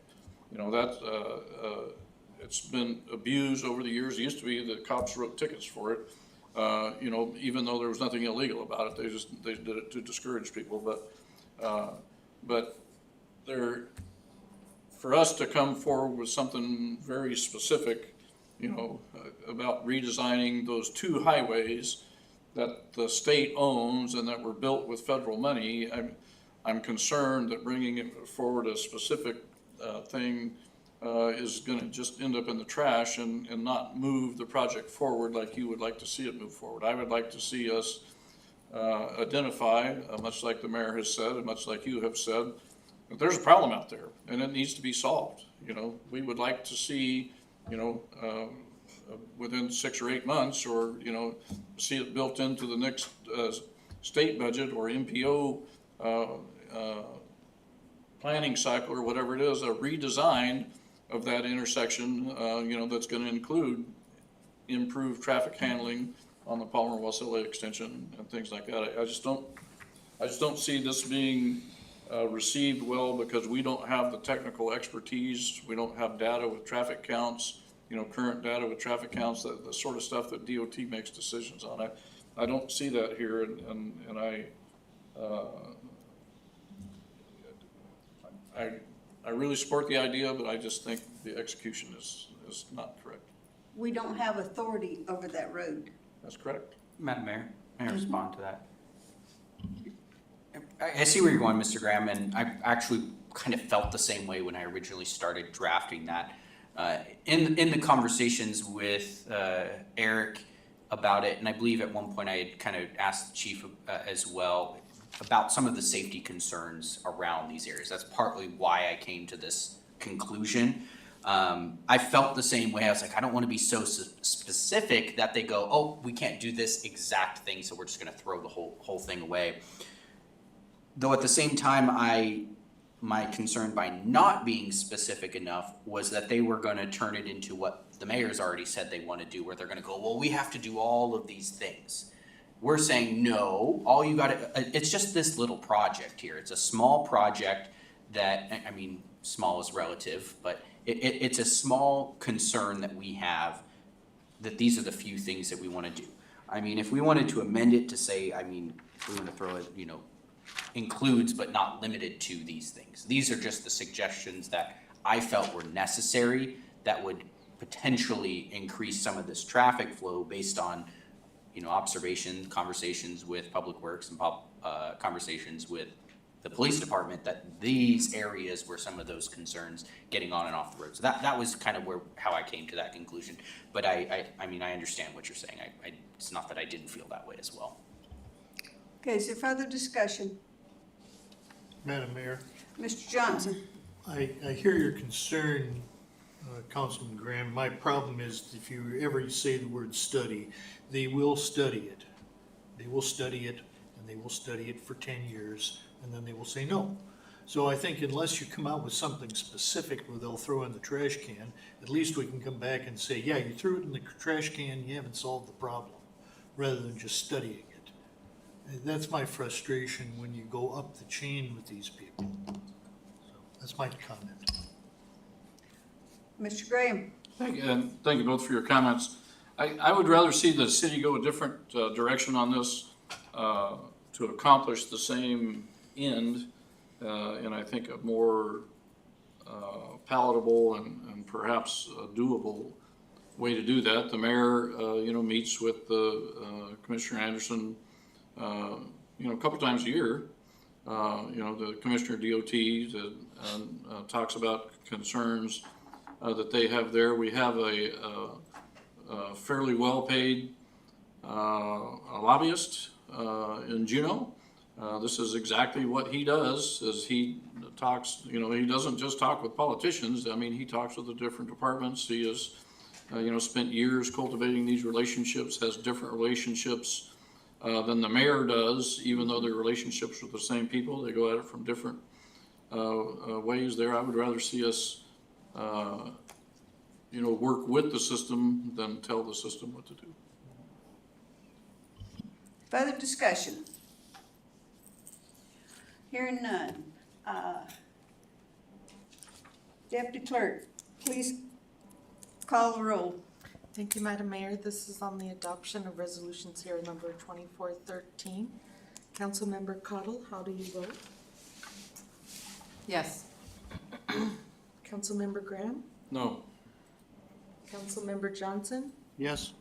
Councilmember Crafton? Yes. Councilmember Vlock? No. Councilmember Rubio? Yes. Madam Mayor, Resolution Serial Number 2413 passes with Councilmember Cottle, Johnson, Crafton, and Rubio in support, and Councilmembers Graham and Vlock opposed. Thank you. Okay, Madam Deputy Clerk, please read resolution serial number 2414.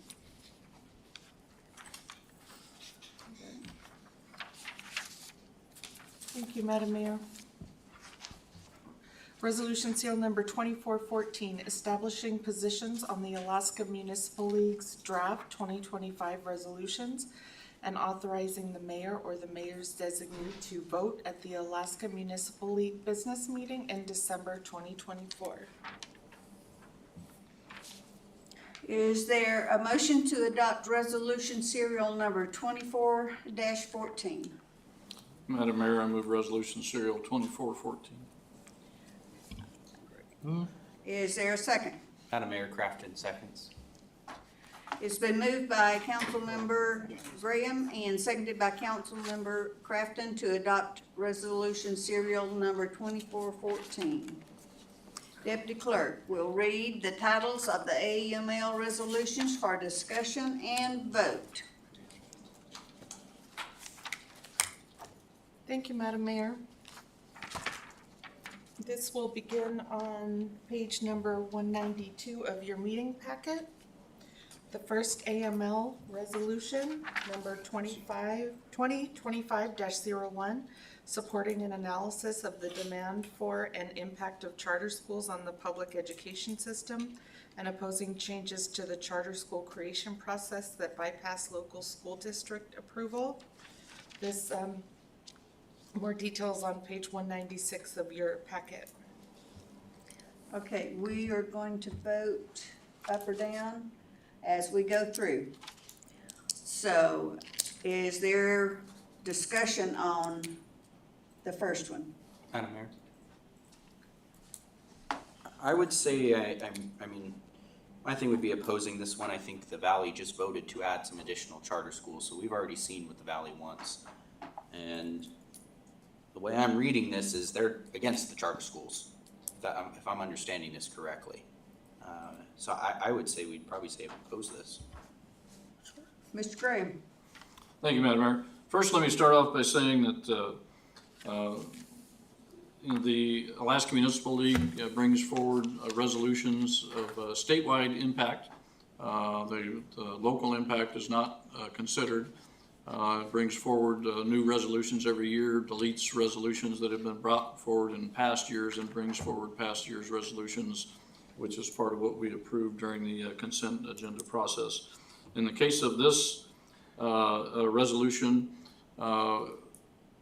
in the unorganized borough, which is the majority of the property in the state of Alaska, the unorganized borough, the assembly for the organized borough is the legislature. Okay, so they theoretically meet, although they never have, to consider changes that would affect the unorganized borough. Much of the government is organized to deal with the unorganized borough. And at current, when the unorganized borough, a school district comes forward and says, hey, we would like to do a charter school, the answer is automatically no, because they don't have the impact, they don't have the support of the assembly of the organized borough, which is the legislature. What this is doing really would not affect us here and would not affect Anchorage nor the other big cities, but this does have a statewide impact by saying charter schools are a local option and as such should be controlled by the locals and should not be controlled by state regulations. If there's a local school board, that school board should have the option of bringing forward a charter school. So that's what this says. It doesn't say, you know, we can't do what we want in the valley. This just says that if you live in Unalakleet, you should have that same option, Okay. if you so desire to have that option. Further discussion? So bottom line is, I support this. Sorry, I probably should have said that. I appreciate the insight, Mr. Graham. I just don't, I mean, based on the information I have, that's not what I see, essentially. I mean, it sounds like you have some background information, but again, the way this is reading and what I'm seeing, sometimes when it's nice to have some additional information on it. Thank you. Okay, is there further discussion? Hearing none, roll call vote. All right, so we're gonna go down the list. And please, yes will mean you support it, no will mean you oppose it. Councilmember Cottle, Yes. Councilmember Rubio, Yes. Councilmember Johnson, Support, yes. Councilmember Belak, Yes. Councilmember Crafton, No. Councilmember Graham. Yes. All right, that, the supports have it. Okay. Madam Deputy Clerk, if you read the next one, please. Thank you, Madam Mayor. That's AML Resolution Number 2025-02, calling for state fundings to subsidize water and wastewater operation costs in high-rate burden communities. This resolution is on page 197 of your packet. Is there a motion? Move to support AML Resolution 2025-02. Is there a second? Second, Councilman Johnson. It's been moved by Councilmember Graham and seconded by Councilmember Johnson to support resolution serial number 2. Is there discussion? Madam Mayor, once again, I would just bring forward that this has absolutely no effect on the city of Wasilla, but AML is not concerned with local issues. AML is concerned with statewide issues. Clean and safe water has been a huge priority, for the last 15 years of Senator Stevens' term in the Senate, and has continued to be moved on there. This resolution recognizes the fact that villages need to be able to grow. So instead of chasing people out of villages, we need to be able to provide safe water and wastewater in those areas, and that cannot be done without funding from the state. Even though the state law says we will make sure that they have it, it doesn't say that any funding is provided for it. So this is saying, in this case, that they're looking for $10 million for grants for village water and safe water.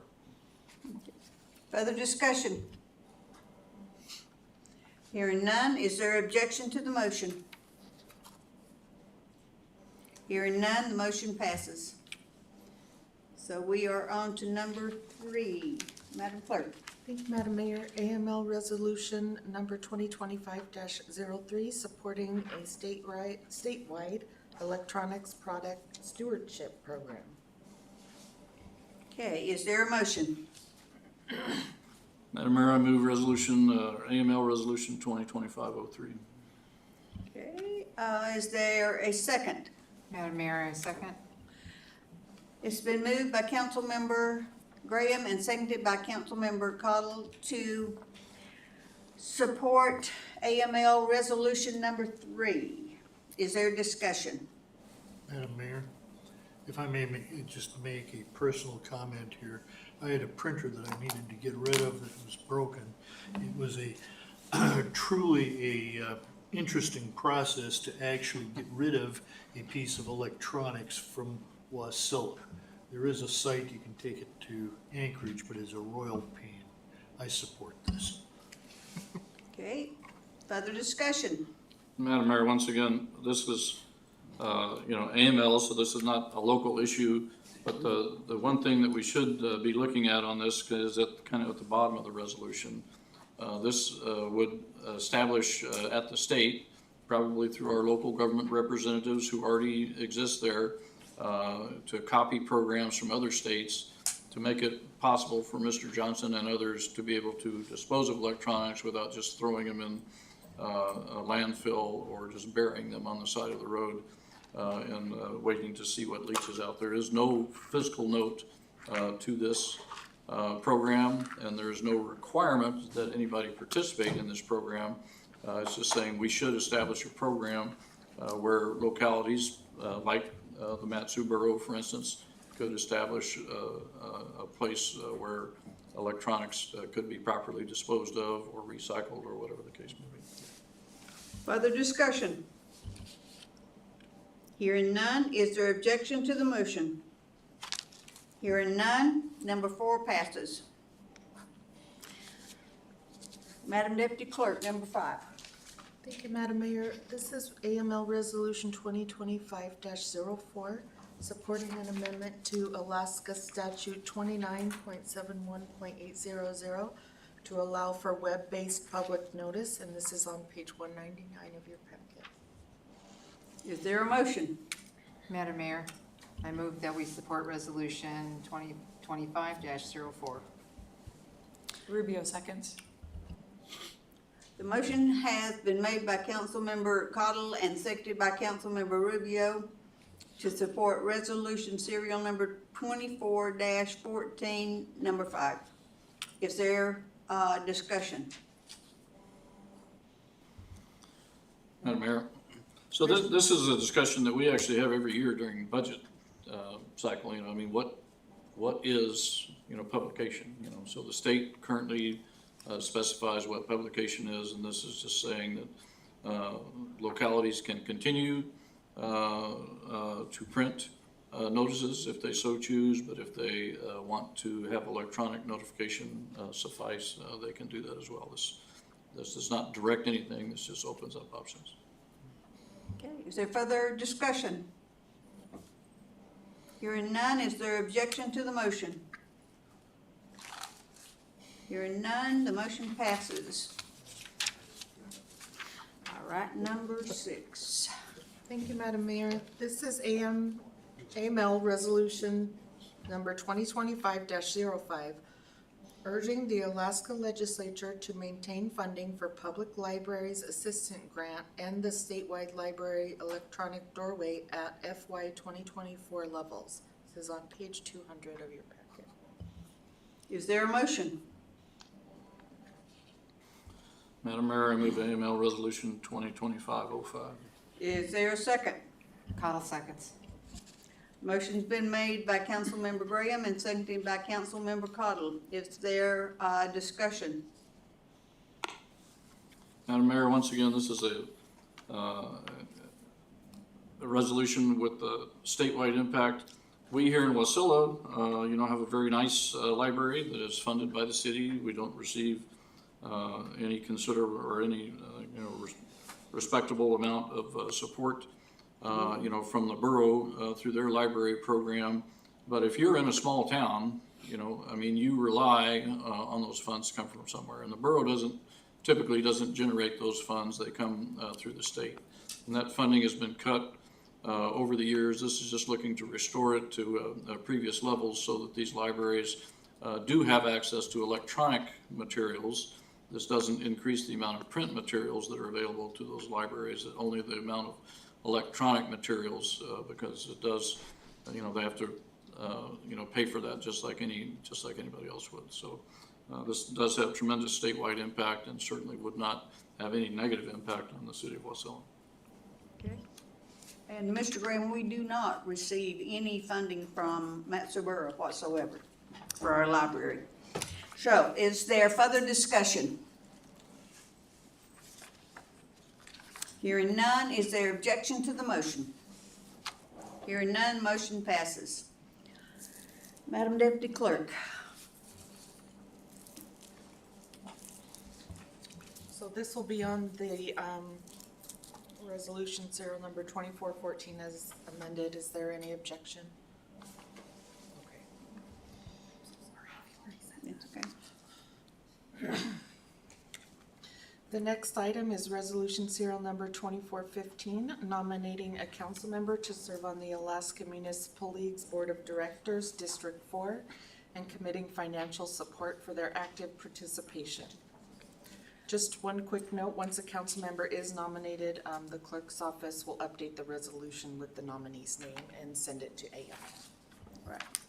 Is there a motion to adopt resolution serial number 24-15 and nominate a council member to serve on the AML Board of Directors?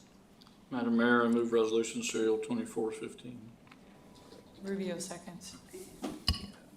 It's been moved by Councilmember Graham and seconded by Councilmember Rubio to adopt resolution serial number 2415. Is there discussion?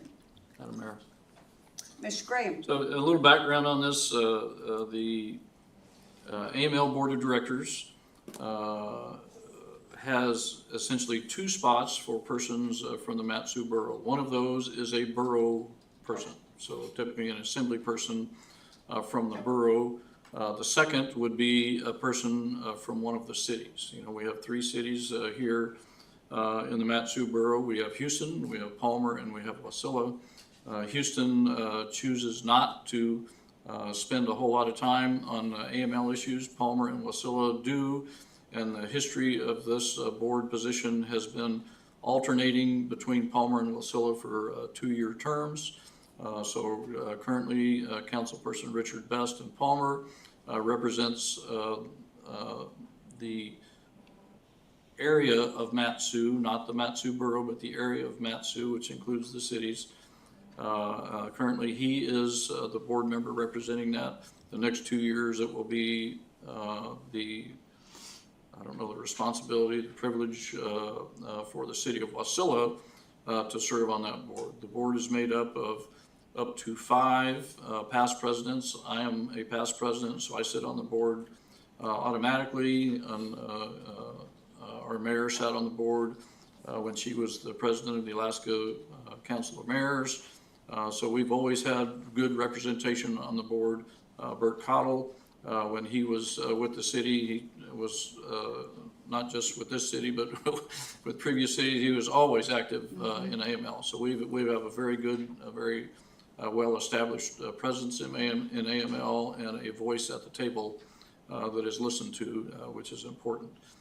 So I would nominate Councilmember Cottle for that 2-year seat on the board. She is planning on going to the AML conference this year, which is important, and she would also be expected to attend other board meetings throughout the year. 3 of those would not be, would involve some travel, and we do budget travel for AML every year in our budget, so this is not something that would be extraordinary or extraneous, but anyway, I do nominate Councilmember Cottle if she accepts the nomination.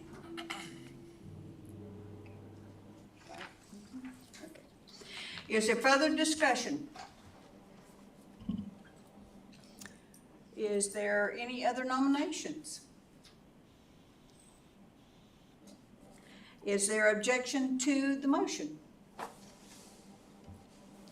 Madam Mayor, I would like to hear from Councilmember Cottle to accept the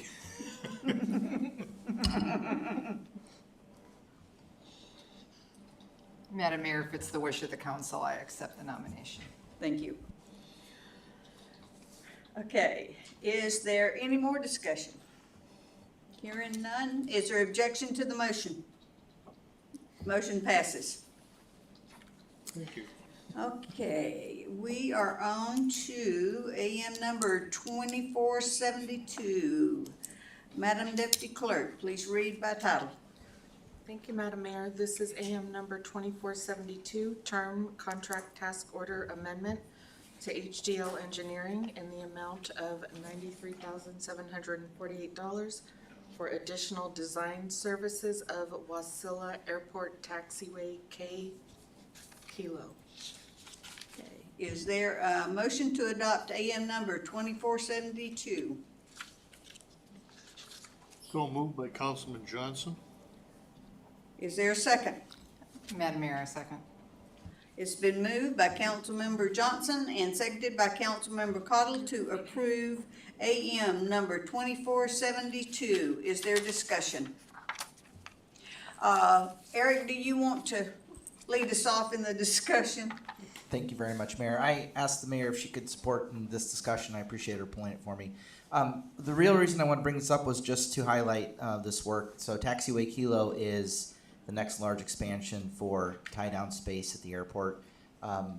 Providing this funding allows us to move ahead with the design and also keep the FAA on board with us. We always apply for grants that will help us build this. One of the nimble things that the city can do is leverage the pre-design and the pre-permitting so that when the FAA has unspent funds at the end of their fiscal year, which tends to happen with DOT projects because their projects tend to be bigger and slower, we can look to them and say, do you have any extra money? And they say, we actually do. Do you have any projects that are ready?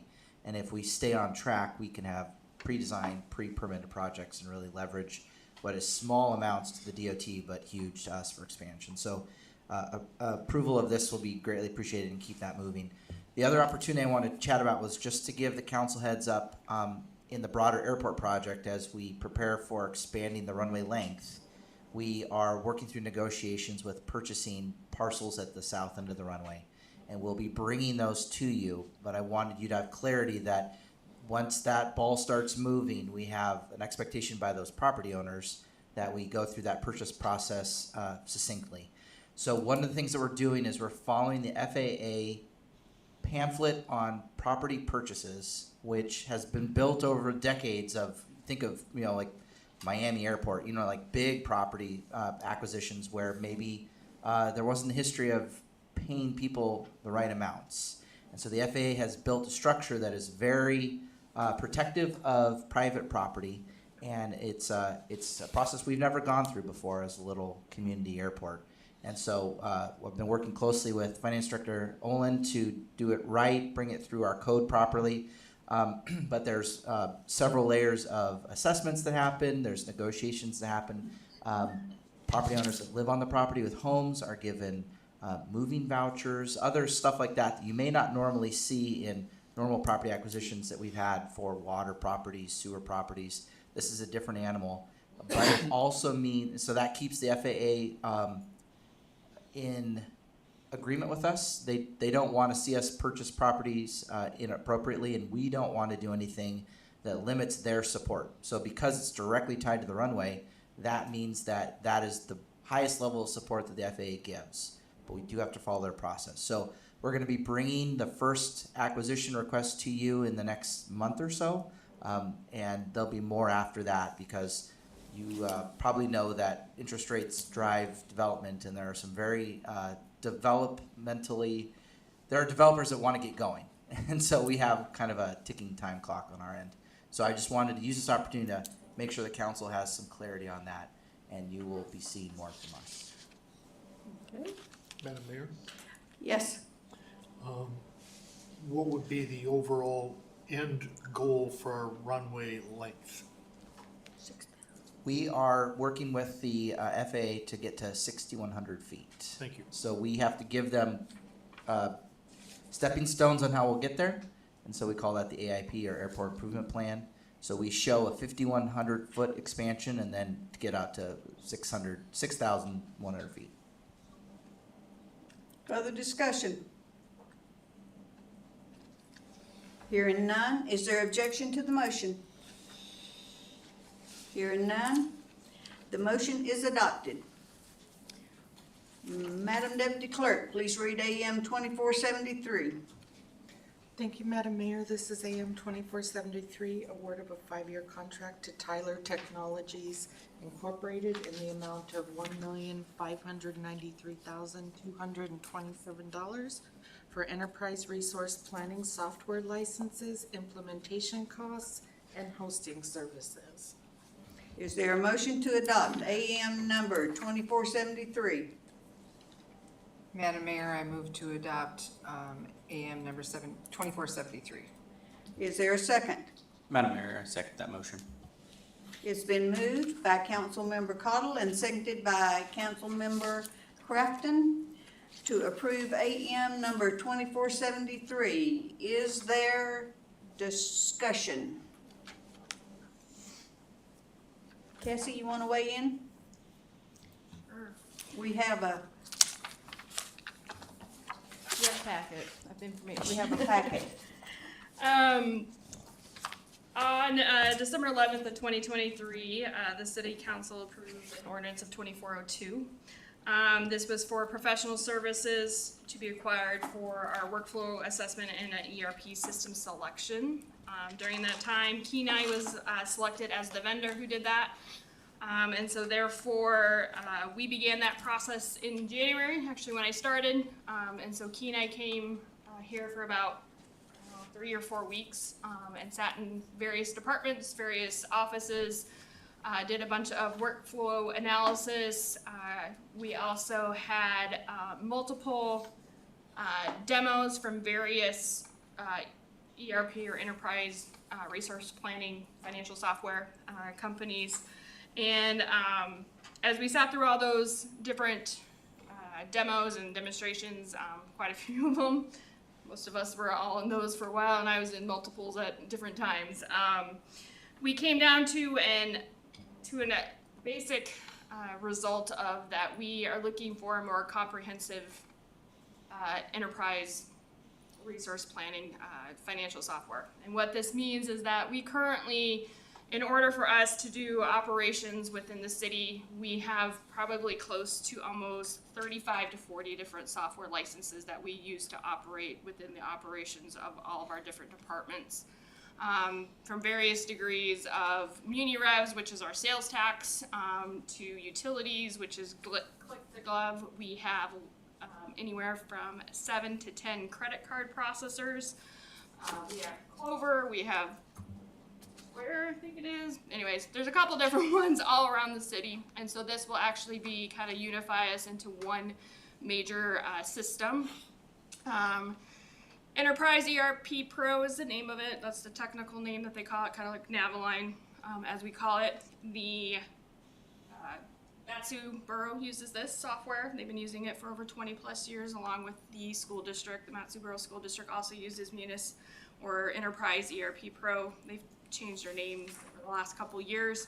And so I've gotten we did some research with them. We've called some references around the state. There are other agencies or other cities and municipalities that are using Tyler technology, and they are not necessarily using this set of financial software, such as the city of Palmer uses a different Tyler technology product called Encode, which is just a smaller version of it. It's for smaller cities. And due to our budget of over $50 million, we qualify for this upper kind of larger software that we have. With that being said, we looked into all the other information and we came down to Tyler. With that, they are currently on a Sourcewell contract, which is a cooperative agreement contract, so they went out to RFP. They did all the all the procurement side of everything, and so we didn't need to do that based upon that information. And so what you see in front of you is a 5-year contract. It's currently estimated to be anywhere from a 16 to 24 month implementation period of time. That is implementing the financial software, the HR payroll software that is implementing permitting, licensing, that is implementing our sales tax mini revs, that is implementing our asset management systems, utilities, a whole bunch of different ones that we currently operate with multiple different systems throughout the city. And that would be a huge cost savings to us. Due to the fact that Tyler currently is giving us basically a 1 year, the 1 year annual license. His software as a license is $147,874. They've guaranteed that for 5 years. And so that's what 5 years of that is, and then the rest of that is all implementation conversion costs that we would need to do. Currently, that would be about $750,000 for the beginning of the year, and continue on down the line as we start converting things over, eliminate the other software, and so the savings would be recognized in about year 2 or 3. I have given you guys some information. I've also attached to you guys some of the brochures and the different things that we've seen. They have dashboards, they have, you name it, it's kind of a bunch of information. You can probably get more information than we've ever seen. It's active, it's drill downable, it's transparency, it's accountability. It's what we're kind of all looking for at the end of the day. As we talk about budget could be done in a totally different situation. It could be 100% online if we wanted it to be. It could be built with reports and different things of that nature also. So there's different mechanisms within our software that we have. And so this is just one way to help with the current quite lengthy processes that we are currently dealing with in finance in regards to data entry. We are very, very paper orientated. Unfortunately, like we said, we stamp checks and mail them out, and our current payroll direct deposits are in paper form, things of that nature, and our timesheets are all paper oriented, and this would change all of that. So we are all kind of looking forward to it. I know it's something that other department heads have strongly agreed with, and so that's for you guys' approval on it. Okay, is there further discussion? Madam Mayor, Mr. Johnson? what do we really know about Tyler Technologies? I'm asking this because when you get into these companies like this, it's easy to get in bed with them. It might be almost impossible to get out without a total redesign of all of our systems. That's the first question. Being as I have, well, my son works in DevOps software engineering. Has anybody from a DevOps software engineering background looked at Tyler? I know a lot about some of these companies. I know some of the technologies involved, and a regular IT person may or may not really understand what you're buying with the product. So I would strongly recommend, before we sign any contracts, that you get somebody, an external person with a DevOps software background to look at their product and give you an opinion on it. So we're not going down the wrong road there. I've been with 2 different companies that bought similar type products with this, and then there was buyer remorse as soon as we got into it, because we realized, well, yeah, but they sold us this module, but well, it doesn't work that way, and they can't really fix it the way we want it to work, and we're ending up stuck with something that we didn't like. Thank you. Is there further discussion? Madam Mayor. Mr. Crafton? Thank you, Mayor. It's coming with a pretty hefty price tag here. I mean, I'm liking what I'm hearing, though. Have we been able to, and I know it's hard to quantify the savings aspect on the time portion of it for the people. I've worked with a company as they went through basically a system integration. They had 2 separate operating systems. They tried to merge them. I want to say they spent $80 million, ended up scrapping the entire project and starting from the ground up again. So I've been through it, and it's very difficult. One of the biggest aspects of it is, the time stress on the employees versus it's not always the actual cost savings on the software itself. Have we been able to quantify, are we looking at an actual savings here on this one, or is it just something that's gonna be roughly the same cost, if not a little bit more, overall, to have this software versus the multitude of softwares that we have right now, it sounds like?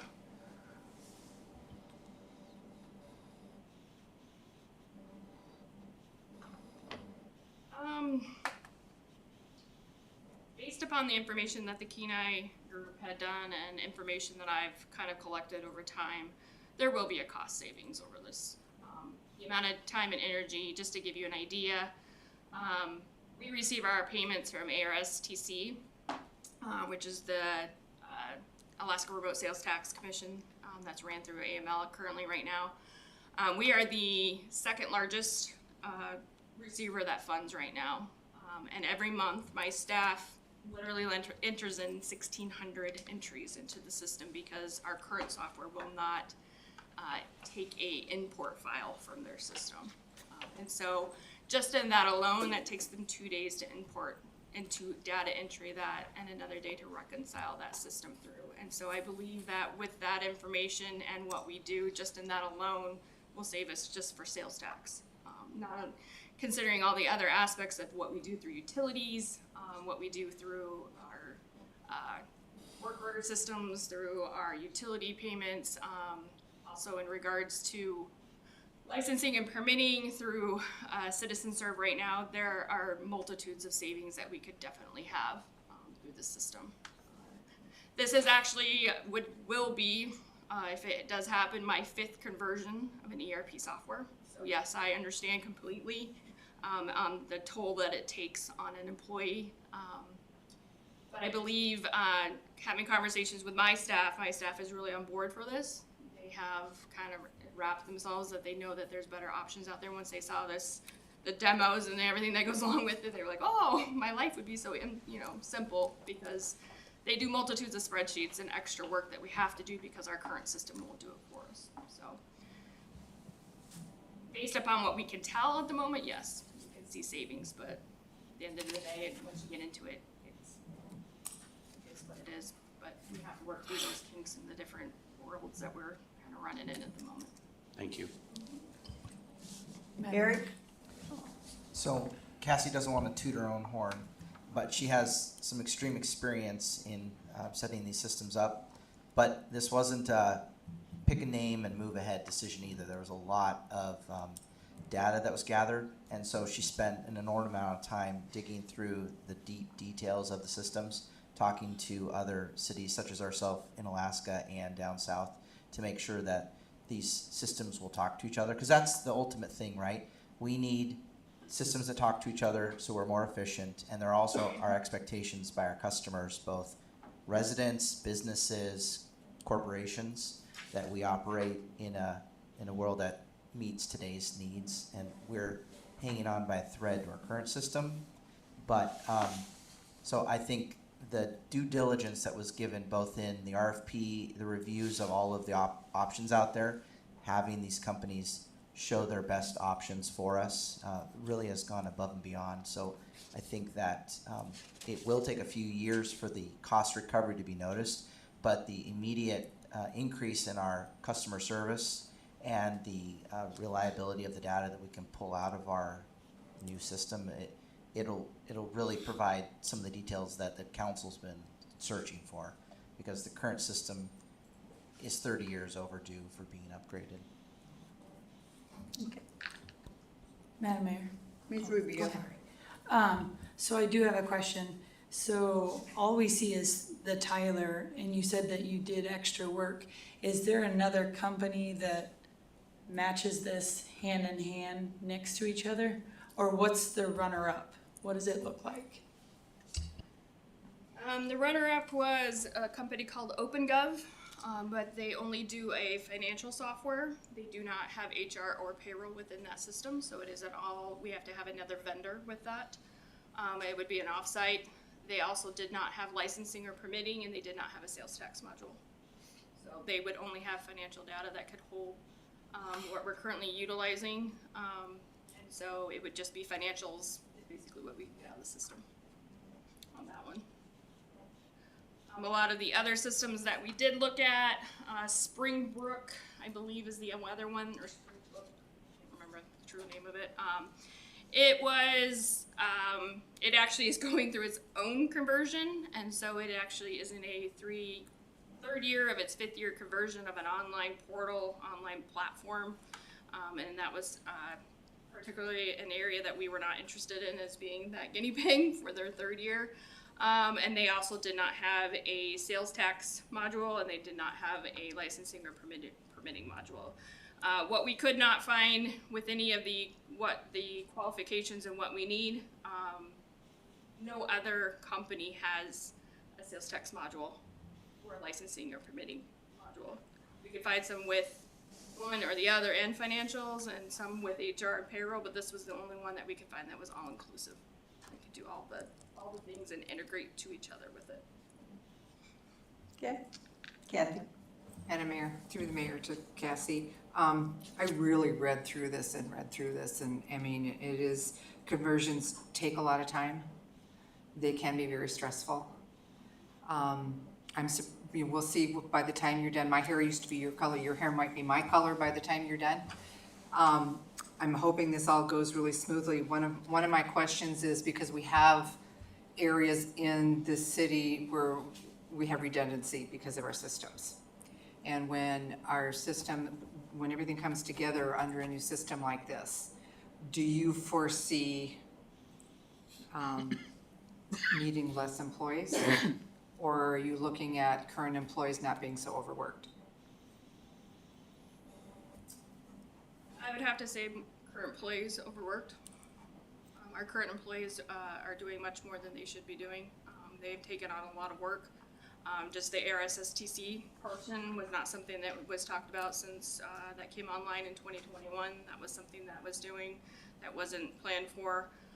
MuniRevs has been a kind of a lifesaver for us in regards to sales tax, because we used to data entry all that. We used to have lines out the door, as I understand it. They were all hands on decks for about a week straight. And so they do appreciate their time back on that. But I will say that MuniRevs is currently a work in process. It's been sold 3 times since we got it in 2021. And it has not had the programming and the programmers that we had.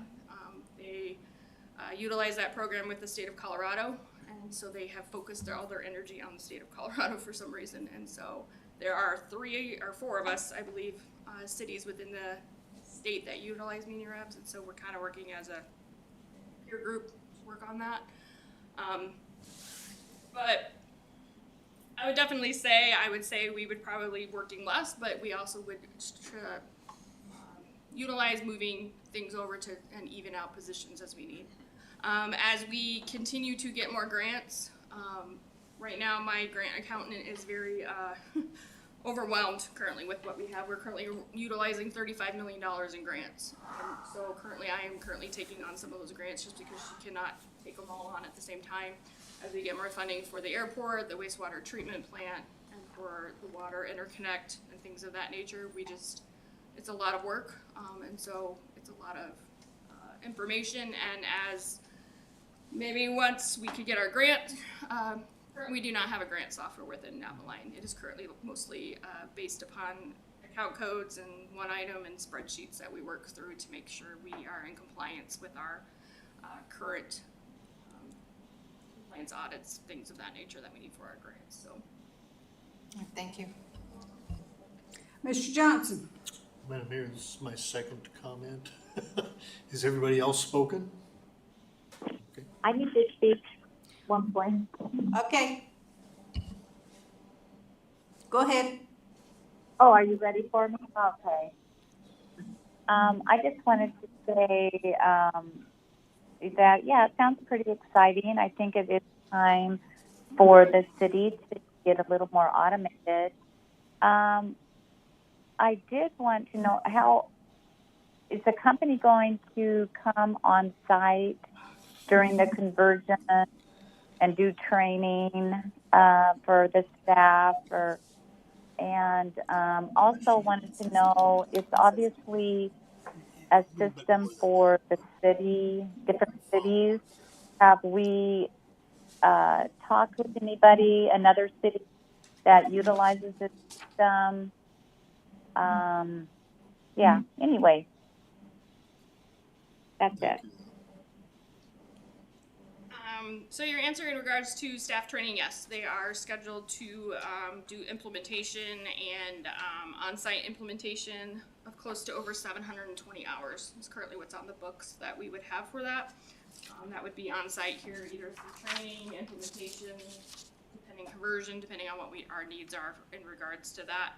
Our remote implementation, which would be through Zoom and different aspects of that, there's roughly over 1,800 hours currently on the books for those. So that is part of this current budget ask, or this award is part of that. $750,000 is another additional. It's currently estimated roughly around 60,000. Whether that, depending on travel and where they're coming from and airlines and all that, that's kind of what we estimated. But we will figure that out once we have more information, who's coming and all that. And the second part of her question was, have you talked to other cities and stuff that has implemented this? Like I said, I have talked to the Mat-Su Borough, the Mat-Su School District, because they currently utilize them, and they currently are on the new software. They've been upgraded and through different implementations in regards to that. I've also talked to a couple of cities outside of here. One is the city of Branson, Missouri. They went through an implementation here. They're actually currently still going through an implementation. And then there was another one, city of Langston, or Lancaster, California, sorry, is the other place I had discussed with. And they all have very good things to say about Tyler. I have implemented with Tyler twice, and so I've had good experiences also with them. They have a project manager that is solely dedicated and implementation specialists who are solely dedicated to us, and so they utilize us through the steps through the system. I also attached through that document was our scope of work, kind of their project timeline and things of that nature, how we would start beginning that implementation, beginning probably here in January, beginning setting up our financials, our accounts, that kind of big aspects of everything. And then work our way to Oh, good. That sounds great. Thank you. You're welcome. Further discussion? Hearing none. Is there objection to the motion? Hearing none, the motion passes. Okay. Is there a motion to enter the committee of the whole? Madam Mayor, I move we enter committee of the whole for a discussion on how employee positions are created and managed, roles and responsibilities. Participants in the committee of the whole would be the mayor, the attorney, and the council members. And HR, if you would, please. And HR. Okay. Would be a second. Is there a second? It's been moved by Councilmember Graham and seconded by Councilmember Rubio to enter the committee of the whole. Is there objection to the motion? Hearing none, we are in committee of the whole at 8:56 p.m. Okay, who wants to start? Madam Mayor. Mr. Graham. Thank you. So the reason this was put on the agenda had to do with the creation of the new position in MATCOM. I don't remember the name of the position, assistant manager or something like that. That was created in MATCOM without previous approval of the council or discussion with the council. We were just informed that it happened. Several of the council members have said they thought that was inappropriate and was outside the scope of what council members thought was acceptable. Because when we approve a budget, we approve certain positions, and any change to that number of positions, even though it may not affect the monetary budget, does affect the way the city is organized and affects future needs for budget being money. So that's kind of why people asked to do this, you know, and, I mean, do we need, as a council, do we need to create something that says, you know, if you're gonna operate outside of the approved budget when it comes to numbers, which we spend a lot of time on, you know, how many people are in each department and so on and so forth. If you're gonna do something outside that, it takes council approval. So essentially the discussion was, you know, do we need to change the code to reflect that? Or, you know, how do we need to what do we need to do to make sure that the council is doing its due diligence when it comes to adding employees, whether they be PERS, union employees, or non-reps. So that's where this came from. You know, personally, I think the budget is the budget. You know, if we say 156 employees and so many in each department, that's where it is, unless someone comes to the council and says, we want to do something else, and this is how it's going to affect the budget.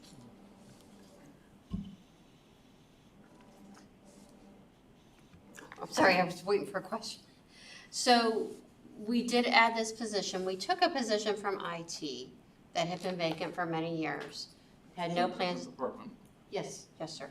Had no plans to fill it because we did have a need in the MATCOM. When we brought in our MATCOM manager, she had an interim assistant manager for some time, helping her during her transition. That position was a temporary promotion which ended at the end of May. And we found her, she needed more help. It just wasn't enough. So according to Title III, the mayor can reclassify and change positions on the pay scale. We utilize that section of Title III to move this position from IT and move it over to the assistant MATCOM position. I understand from hearing you that that's not what you had hoped to have happen, and we can certainly change that going forward. We just acted within what was available to us at the time. Well, I just don't think the council saw that reclassifying an employee meant moving one from one division or department to another, and taking a person at one level, you know, let's say at this level, and moving and creating a new position at this level is what the council, is how the council envisioned when they read that section of code there. So either the code is unclear or the council has some unrealistic expectations or has different expectations or whatever the case may be, but I mean, our obligation to PERS now has changed, you know, and that's an obligation that lasts forever, you know, unfortunately. I wish there was something we could do about that, but I mean that has changed. That affects our budgeting going forward, and without the council having looked at this and said, and had MATCOM come forward, MATCOM never came to the council and said, hey, we need help. You know, without having the council having looked at this, now in the budgeting process, we're going to look at something that says, well, we now have 2 management positions in MATCOM, and the council could say, well, no, we don't. We have 1.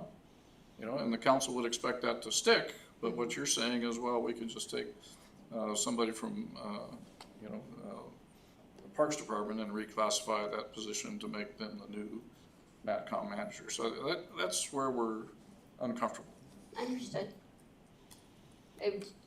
Interpretation, you know, our interpretation, my interpretation was that the mayor had this authority.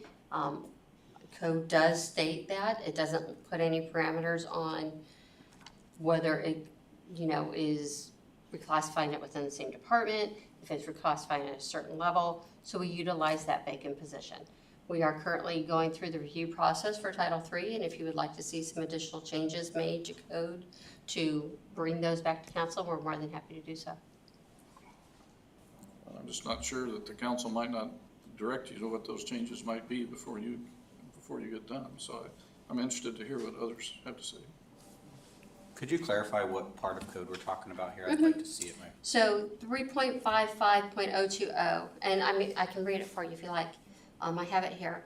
It says, the mayor shall determine which positions are if I could get the word out, sufficiently similar in kind, responsibility, and difficulty of work toward assignment in the same pay range, and based on determination, assign each position to a grade in the salary administration plan. The mayor, from time to time, may reassign positions among the grades in the salary administration plan, either at the mayor's initiative or at the request of a department head or an employee. Requests shall be submitted to the mayor at such time and in such form that the mayor may require the reassignment becomes effective upon its approval by the mayor.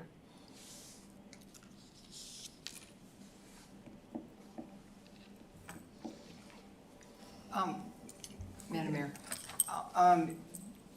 correct me if I'm wrong, but these two positions weren't similar positions. No, And that's a little bit of the heartburn we have. I understand that, yes. When we looked at it, when my interpretation was of it, is it said she can reassign it. It says also in the section here that we update job descriptions, which is something that the mayor is charged with doing along with the department directors.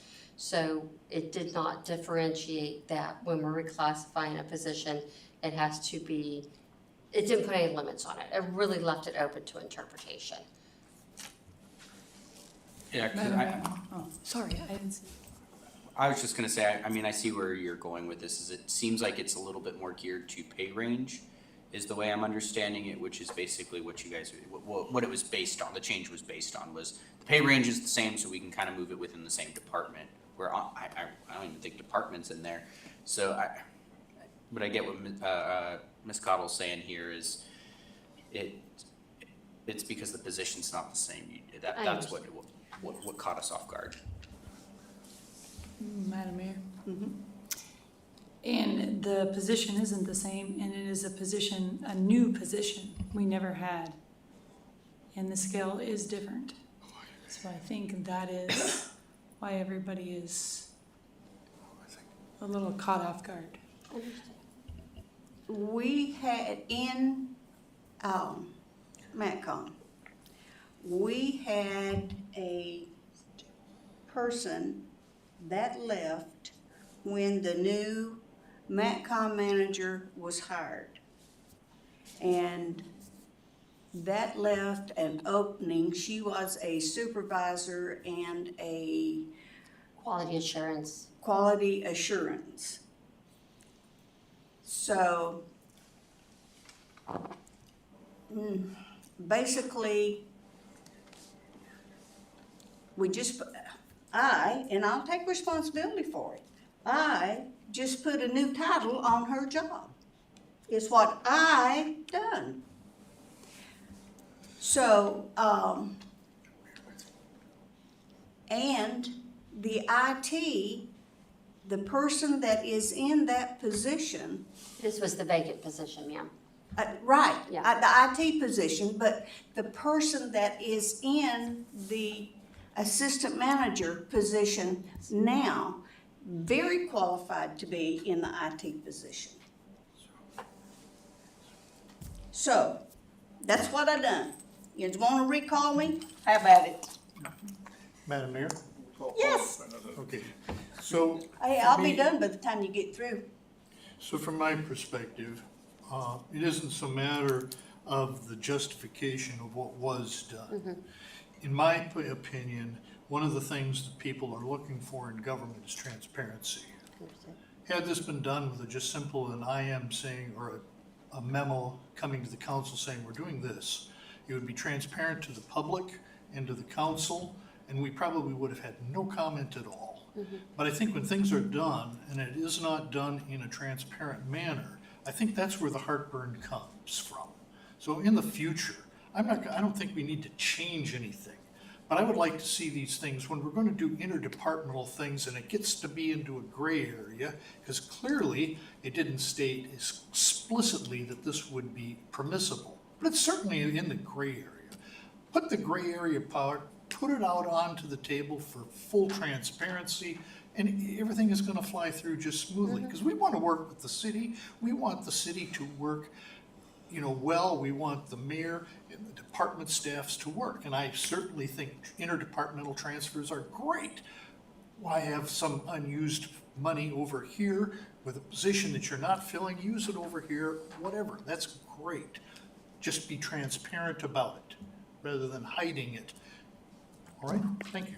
Absolutely, and that's easy enough to do. Mayor, Yes. Holly? I just want to weigh in here, given the legal implications. I would just say, I do think that there's gray when you read the language. I don't think that the administration violated the law, but I do think if council wants to see, they want to approve a classification move that creates a new position and therefore has the PERS implications, then we should bring an ordinance forward and just add that into those sections. And when we do that, we may want to look at those sections of Title III and make sure we're updating them in general, because it is, they are a little outdated and they could be stated clearer.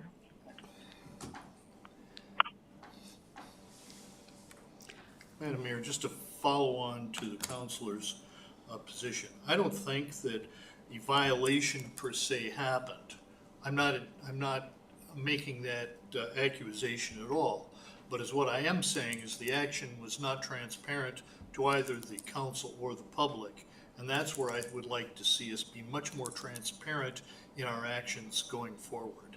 I don't think we need any more ordinance, but I feel that we need transparency. Absolutely, and that's certainly something that we can make sure that we do going forward. Madam Mayor? Yes. I think something like this does bring to light how long it's been since some of our codes have been revisited. And I think as we keep moving forward, we run into things where maybe we do need to update some of our codes. According to that code, it doesn't say that you did anything you couldn't do. It didn't really say you could, but it didn't say you couldn't. And that's not anybody's fault. We have an old code. And I think we do need to revisit some of those things. And some of them, just like our Title 16, sure needed updating. We have other areas that need updating too, and I think that's something that the council should consider. And if I may, when I first started here, one of my projects was to rewrite Title III. It is just about done. It's going out to the department directors for their reviews, suggestions. We're going through those right now. It's hopefully going to get to the attorney by mid-December, and it's hopefully going to get to you by the beginning of the first meeting in January. And that is one of those items, since this question has come up, that I have addressed. Well, thank you for working on that. You're welcome. Further discussion? Madam Mayor, Yes. I'd agree with Ms. Cottle. I think it is something that, and what Mr. Johnson said is it's a transparency thing here.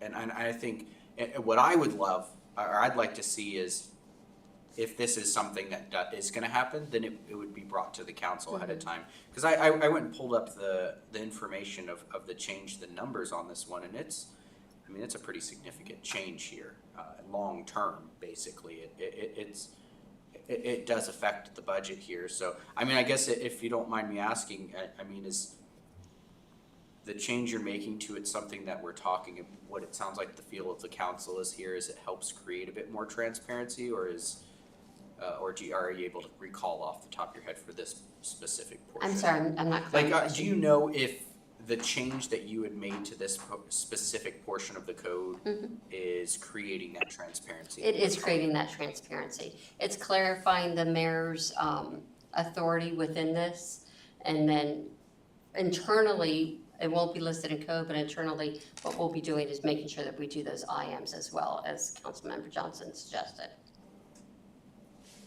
Thank you. Madam Mayor? Yes.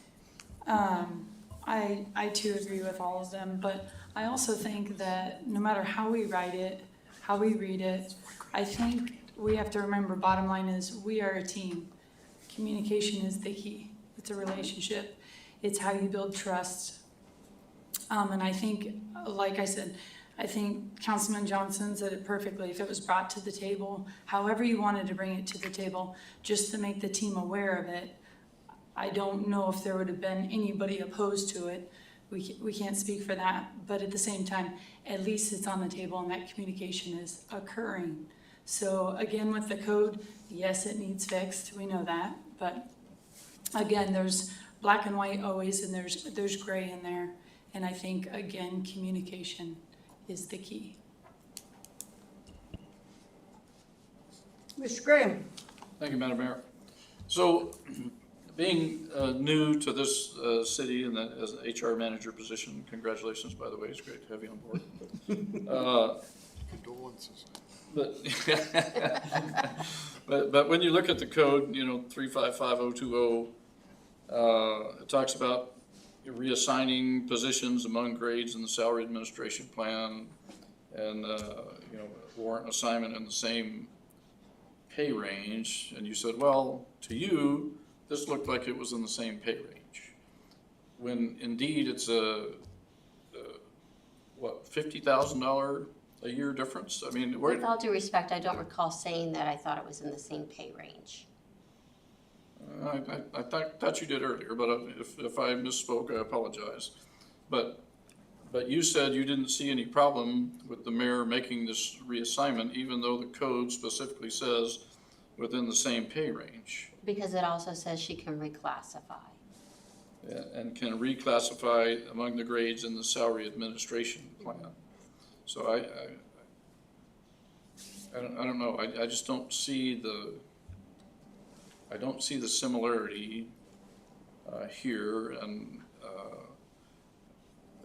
this is a significant difference, and I'm sure you guys discussed it with the attorney, or I hope you discussed it with the attorney, about whether it fit the code or not. But as Mr. Johnson brought up, I mean, this is a highly untransparent maneuver, and I personally feel very uncomfortable with it. I'm not saying the mayor needs to be recalled, we're not Palmer, we're not gonna do that, but, I mean, the council brings forward a budget that has very specific guidelines in it as far as the number of people that can be in each department and where those people should be, and this is what the managers think they need. And if there's changes to that, then come to the council. I mean, of course, you work for the mayor, and the mayor works for the citizens of the city to do what's best for the city. But the council, does the same. We don't directly supervise you. We don't directly supervise the mayor. We don't directly supervise any of the staff. But we provide that big umbrella for financial operations. And this significantly affected financial operations and significantly affected the tremendous amount of work that the council went to put together the budget and listen to the department heads about what they needed as far as staffing went. And now I kind of feel like, well, whatever the department head said really doesn't matter. They never mentioned this. I don't know. I just am really questioning, the lack of clarity in the code that would allow this, what I would consider a significant deviation to happen. Understood. I referred back to the original ordinance as tied to this, and it was done in June 8th of 2009. And this is something we looked at as well, and I don't know if that was presented to you or not. But it states here, in addition to salary administration, this ordinance addresses and removes redundancies. Clarifies that the mayor is the personnel officer for the city and is responsible to establish positions and set the grades based on the requirements written in the job descriptions. Reaffirms that council is a legislative branch who approves the budget, and also refers to quote-unquote formal review and refers only to performance evaluations. That's another section of it. I do understand what you're saying, and it was not done with any intent to deceive. It was done based on operational needs, and we'll certainly make those adjustments going forward so that there is nothing done that gives you that impression. Thank you. Mayor, I think it's also important to note that the sentences in that section of the code in 35520 they are not all layered on top of each other. They don't all relate to the first sentence. So what they're doing is they're enabling sentences, right? They're enabling the mayor's authority. So when I say I do not think that the administration violated the law, I do mean that code provision in no way suggests a violation here. But I do think that based on what council members are saying, it would be appropriate to be very clear and change the code provision so that no new positions are created that would have PERS implications because of the budgetary results, right? Mm-hmm.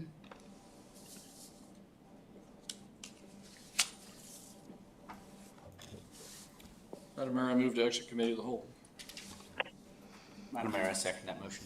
The motion has been made and seconded to exit committee of the whole. Is there objection? Hearing none, we are out of committee of the whole at 9:18. Okay.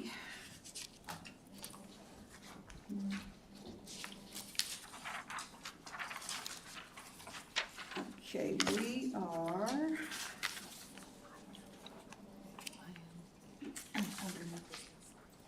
We're on to new business. Communication. Oh. Yes. Please read the IM. Thank you, Madam Mayor. It's IM number 2415, FY 2024 audit update. Councilmember Graham pulled this for discussion. Mr. Graham.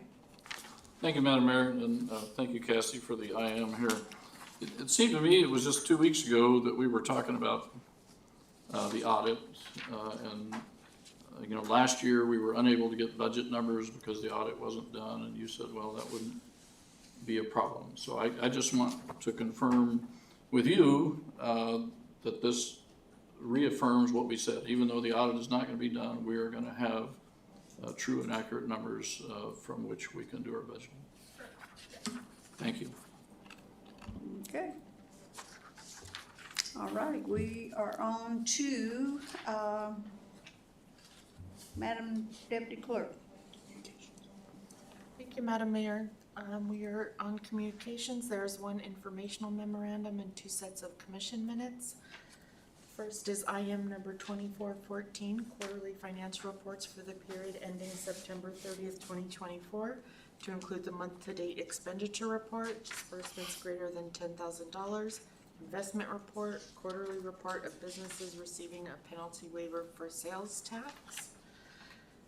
On the commission minutes, Park and Recreation Commission minutes for November 13th, 2024, and the Planning Commission minutes for October 22nd, 2024.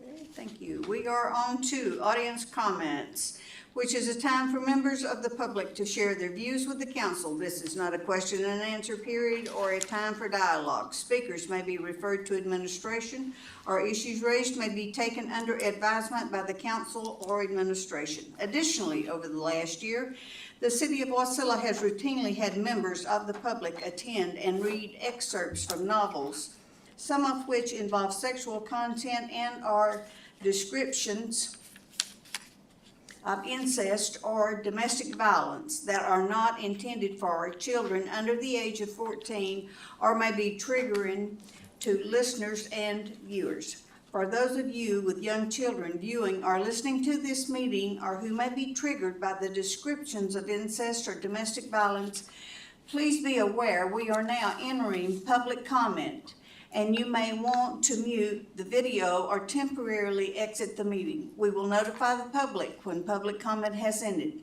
and council is moving on to the next item on the agenda. For those of you participating in public comment tonight, I respectfully ask you to remember that our attendees, viewers, and listeners may be under the age of 14 or victims of domestic violence and are not choosing to read the passages that you are choosing to read to them. Is there anyone that wants to speak? Please start your 3-minute comments by stating your first and last name, and if you are a member of the city of Wasilla residents. Good evening, Madam Mayor and City Council. My name is Jackie Goforth. I reside in the Mat-Su Valley. I'm sorry I missed this beginning of the meeting. I was at orchestra practice. I'm not just an author or a mother of 6 and a grandmother, and I'm not just a writer, and I'm not just a retired government employee, and I'm not just a person who plays musical instruments. I'm also an artist. If you look at my biography, you will see that my major in college was fine arts and my minor was in commercial art. This is my pencil sketches. The reason I bring this to you is because my artwork is how I learned how to negotiate. When I was 17, I worked for a company, and on my lunch hour, I was drawing, and the owner of the company came by and wanted to buy the picture I was drawing, which surprised me. So I asked him how much he would give me, and he said $5. And I said, "Are you kidding me?" He goes, "Don't you know how to negotiate?" I said, "No."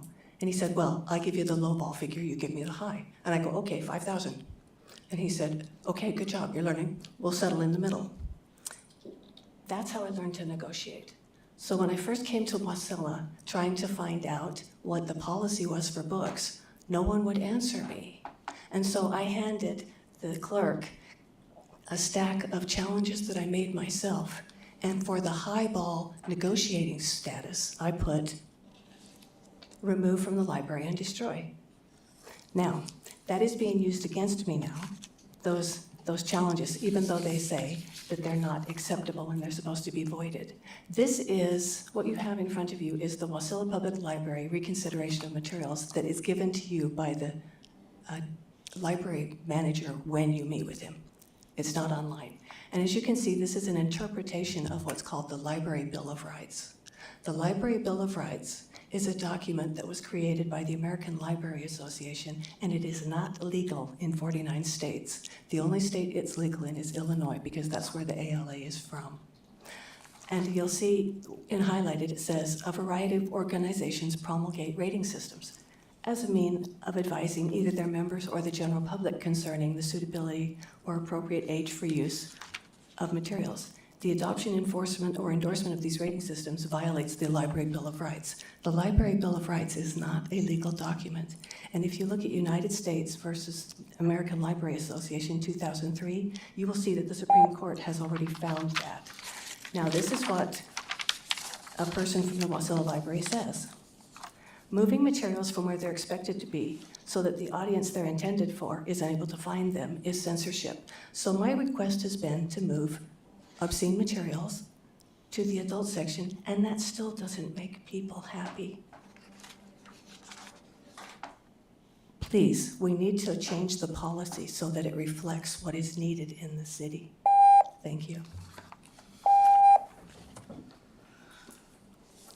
Okay. Next. Thank you, Mayor, Council. Thank you for all the work you do for the city and to assure that we have great city services here. We have so many great things going on at the library. Right now, we're on our second to the last week of our Art for Senior Citizens. Please state your first and last name. Sorry, thank you. Jeannie Trushinsky. I live outside the city limits of Wasilla, but I volunteer inside the city limits. We have been having an 8-week course in collage, and we have 14 participants, and it's all paid for through a grant through the Mat-Su Health Foundation. We're working with a national organization, Lifetime Arts. It has been so amazing. The artist gives out optional homework, and all but about 2 of the people, so 12 out of 14, are religious homework doers, and they have created amazing things. It's just been so much fun. It's been so positive. One lady said, I come to the library all the time, but I've never really seen the library, because we did a tour one day to talk about what resources were available that they could use for their final project. So on December 11th, from 3 to 4, we'll have kind of an art show where our artists will share what they've worked on. And so I hope as many of you as can come will come. It'll be in the multipurpose room at the library. And they're already all nagging me on what the next class will be in, so we're working on that. I also brought for each of you a little packet. The first thing is a bookmark. We do this bookmark contest in the fall. this must be the 6th or 7th year, we had over 700 entries this year. And they pick a winner for each grade, and then the winner gets their bookmark published, and they get copies of it for themselves. We work with L&B Printing, and then some of the copies are available at the library. It's a really cool project. We don't have any book sale in December. Our next book sale is in January. Technically, we're taking the month off, but we just have other projects. The library also, for the last couple years, has done reading with chocolates, and so you can fill out this little survey. I made a copy for you. They will, based on your reading choices, pick a book for you from the collection that you will come and you'll check out, and you'll get a piece of chocolate with it. It's a kind of a recognizing that Scandinavian tradition of having chocolate and reading books at Christmas time. And then finally, the Friends of the Library are sponsoring a Christmas tree stroll. And so I'm giving you the form that we've been using with our sponsors. We're just gonna have some trees set up in the multipurpose room. They're themed trees. It's a silent auction. People can bid on the trees. It's a way to try and earn some money for our summer reading program. We're also encouraging folks to visit the Story Walk and have some hot chocolate with us in the multipurpose room when they see the trees. So thank you very much, and thanks for all that you do. Okay. No one else, we are now back at the dais. Madam Deputy Clerk. Thank you, Madam Mayor. Just a few reminders, the employee holiday luncheon will be on Friday, December 6th, here in council chambers from 11:30 to 2. Council, if you can attend, we would love to see you. The next two meetings are scheduled for December 3rd and 4th, with the topic being accomplishments and planning for the future of the city. These meetings will be held from 6 to 8, and that is all. Thank you. Okay, thank you. Madam Attorney. No comment, Madam Mayor. Councilmember Cottle. Thank you, Madam Mayor. I wanted to say thank you to Eric. I had put in a request at Public Works about plowing on my road and plowing it in a way that would deter some of the nefarious activities that were going on down at the end where there are no homes or anything. Please thank you guys. It has definitely already made a difference, and the neighborhood really appreciates it. Cassie, I have a question for you, and you can get me back an answer if you want. And I forgot to send this to you today, but I had noticed that in the reports the quarterly reports that you put, we paid FNBA for the quarter in excess of $458,000. And if you could just email me a breakdown of kind of what that is. It's all of our P-card charges. Our P-card, our procurement cards go through FNBA. Oh, okay. So it's us paying FNBA. It's the breakdown of our P-card. There are currently no charges to FNBA for any of the services. Paying off our credit card. Oh, well, thank you for that, because I thought, boy, that's some really hefty bank fees. So I appreciate that. Other than that, Madam Mayor, I hope everybody has an amazing Thanksgiving. Councilmember Johnson. Thank you, Madam Mayor. Two things. The city clerk said there's meetings on the 3rd and the 4th. Is that correct? Those are special meetings at 6 p.m. here in the council room. Is that correct? Mm-hmm. Just want to make sure that I have that down correctly. And then we went through introduction for ordinance serial number 2439, amending Wasilla Municipal Code to include Election Day as a paid holiday. I've had an awful lot of thoughts about this, and I wanted to state my thoughts. We're adding a city holiday, which would be permanently on the certain Wednesday, or the certain Tuesday of every November. So my thoughts, I had two thoughts here that I'd like to share with the council. Is number one, we have a city election right now in October, which doesn't align with that, so I'm not sure whether this ordinance intended to move the city election to the November election. and whether that November election would be every year, considering that state and federal elections are basically by years. So I had some questions that I'd like to plant seeds for a future discussion when this one actually comes up for a vote and consideration. Thank you. Councilmember Crafton. Thank you, Madam Mayor. I just want to say thank you, council, for such a lively discussion tonight. I think we all laughed a little bit as we worked our way through quite a few amendments, and good job to our clerk. I know these are the meetings that are sometimes the most difficult when we really dive into how the ladder of motions work. I know when I did Parley Authority, it was very difficult to understand. It's something you got to learn 2 or 3 times to really be able to grasp. So to the public, if you really wanted to understand about how council works and figure things out, this is a good meeting example, I think, to watch. And also just to see that a lot of times to be a council member here, we don't necessarily have all the answers. A lot of times we are still trying to figure out things as we go, and are here to talk them out and really just kind of get a good understanding of how we can serve the public the best. And a lot of that is just done here at the dais. So thank you all for who stayed. Thank you, staff, as well. I know it's 9:30, way past all of our bedtime, so we'll wrap it up and get home safely with the roads. Thank you much. Councilmember Rubio. Thank you, Madam Mayor. On that note, I'll keep it short. Public Works, Eric, ice skating rink, is it gonna be up and ready for Thanksgiving?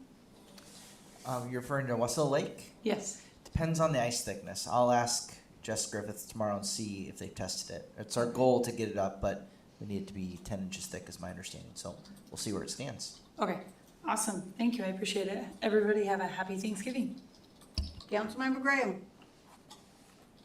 Thank you, Madam Mayor. Like Council Member Rubio said, happy Thanksgiving to everybody. This is a time to celebrate family and friendship, and should encourage everybody to do that. Reminder that, Frontline Mission does have a community Thanksgiving event at the Menard Center, I think from 11 to 2 on Thanksgiving Day. So if you need somebody who would like a meal, or perhaps would just like to sit with some others and, while they're having a meal, please come out to the Menard Center.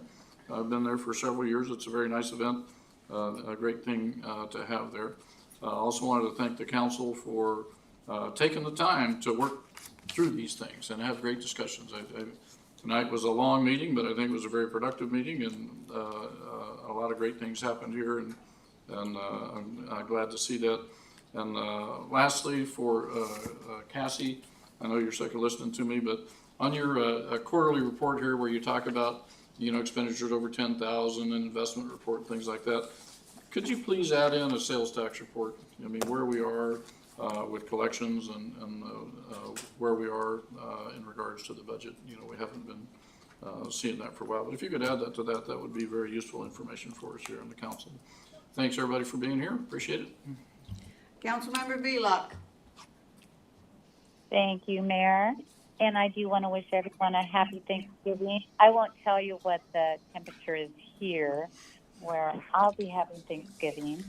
But I did also want to touch on the budget again and supplements that we found so helpful. Now, I know that last year Finance had to get that together really quickly for us for a meeting. And if I'm remembering correctly, what we wanted is what we needed, and it went real smoothly. I know we cannot have it incorporated in the budget like we had years ago. But I just want maybe Councilmember Graham to be more specific, maybe what he is wanting to see in that supplement this year. If it was last year's, he felt didn't meet our needs. So that's about it. That's it. Thank you. Thank you. Happy Thanksgiving to all of you. It was a very good meeting. And let me assure each and every one of you, I have nothing to hide. And the ones of you that know me know I don't hide anything. So, if you had to come and talk to me, you would have known what happened in as far as that, reclassification, whatever you wanted to call it. But anyway, when you are running a city and you, have all kind of contracts and whatever, and you've got a department that's running really, really thin, and, you've got people that are walking out the door and whatever, you do whatever you've got to do to keep the ball rolling. And that's exactly what I did. I did not stop to think, oh, I better do this or I better do that. My thing was, we have got 14 dispatchers. How am I gonna keep, the ball rolling when I've got AST, we got contracts, you all know this. And so you've got to keep that going. And to be honest with you, didn't think of one thing about it. Because the one that we promoted, he brought continuity into the system and he has helped. So, everybody have a good Thanksgiving. We are adjourned.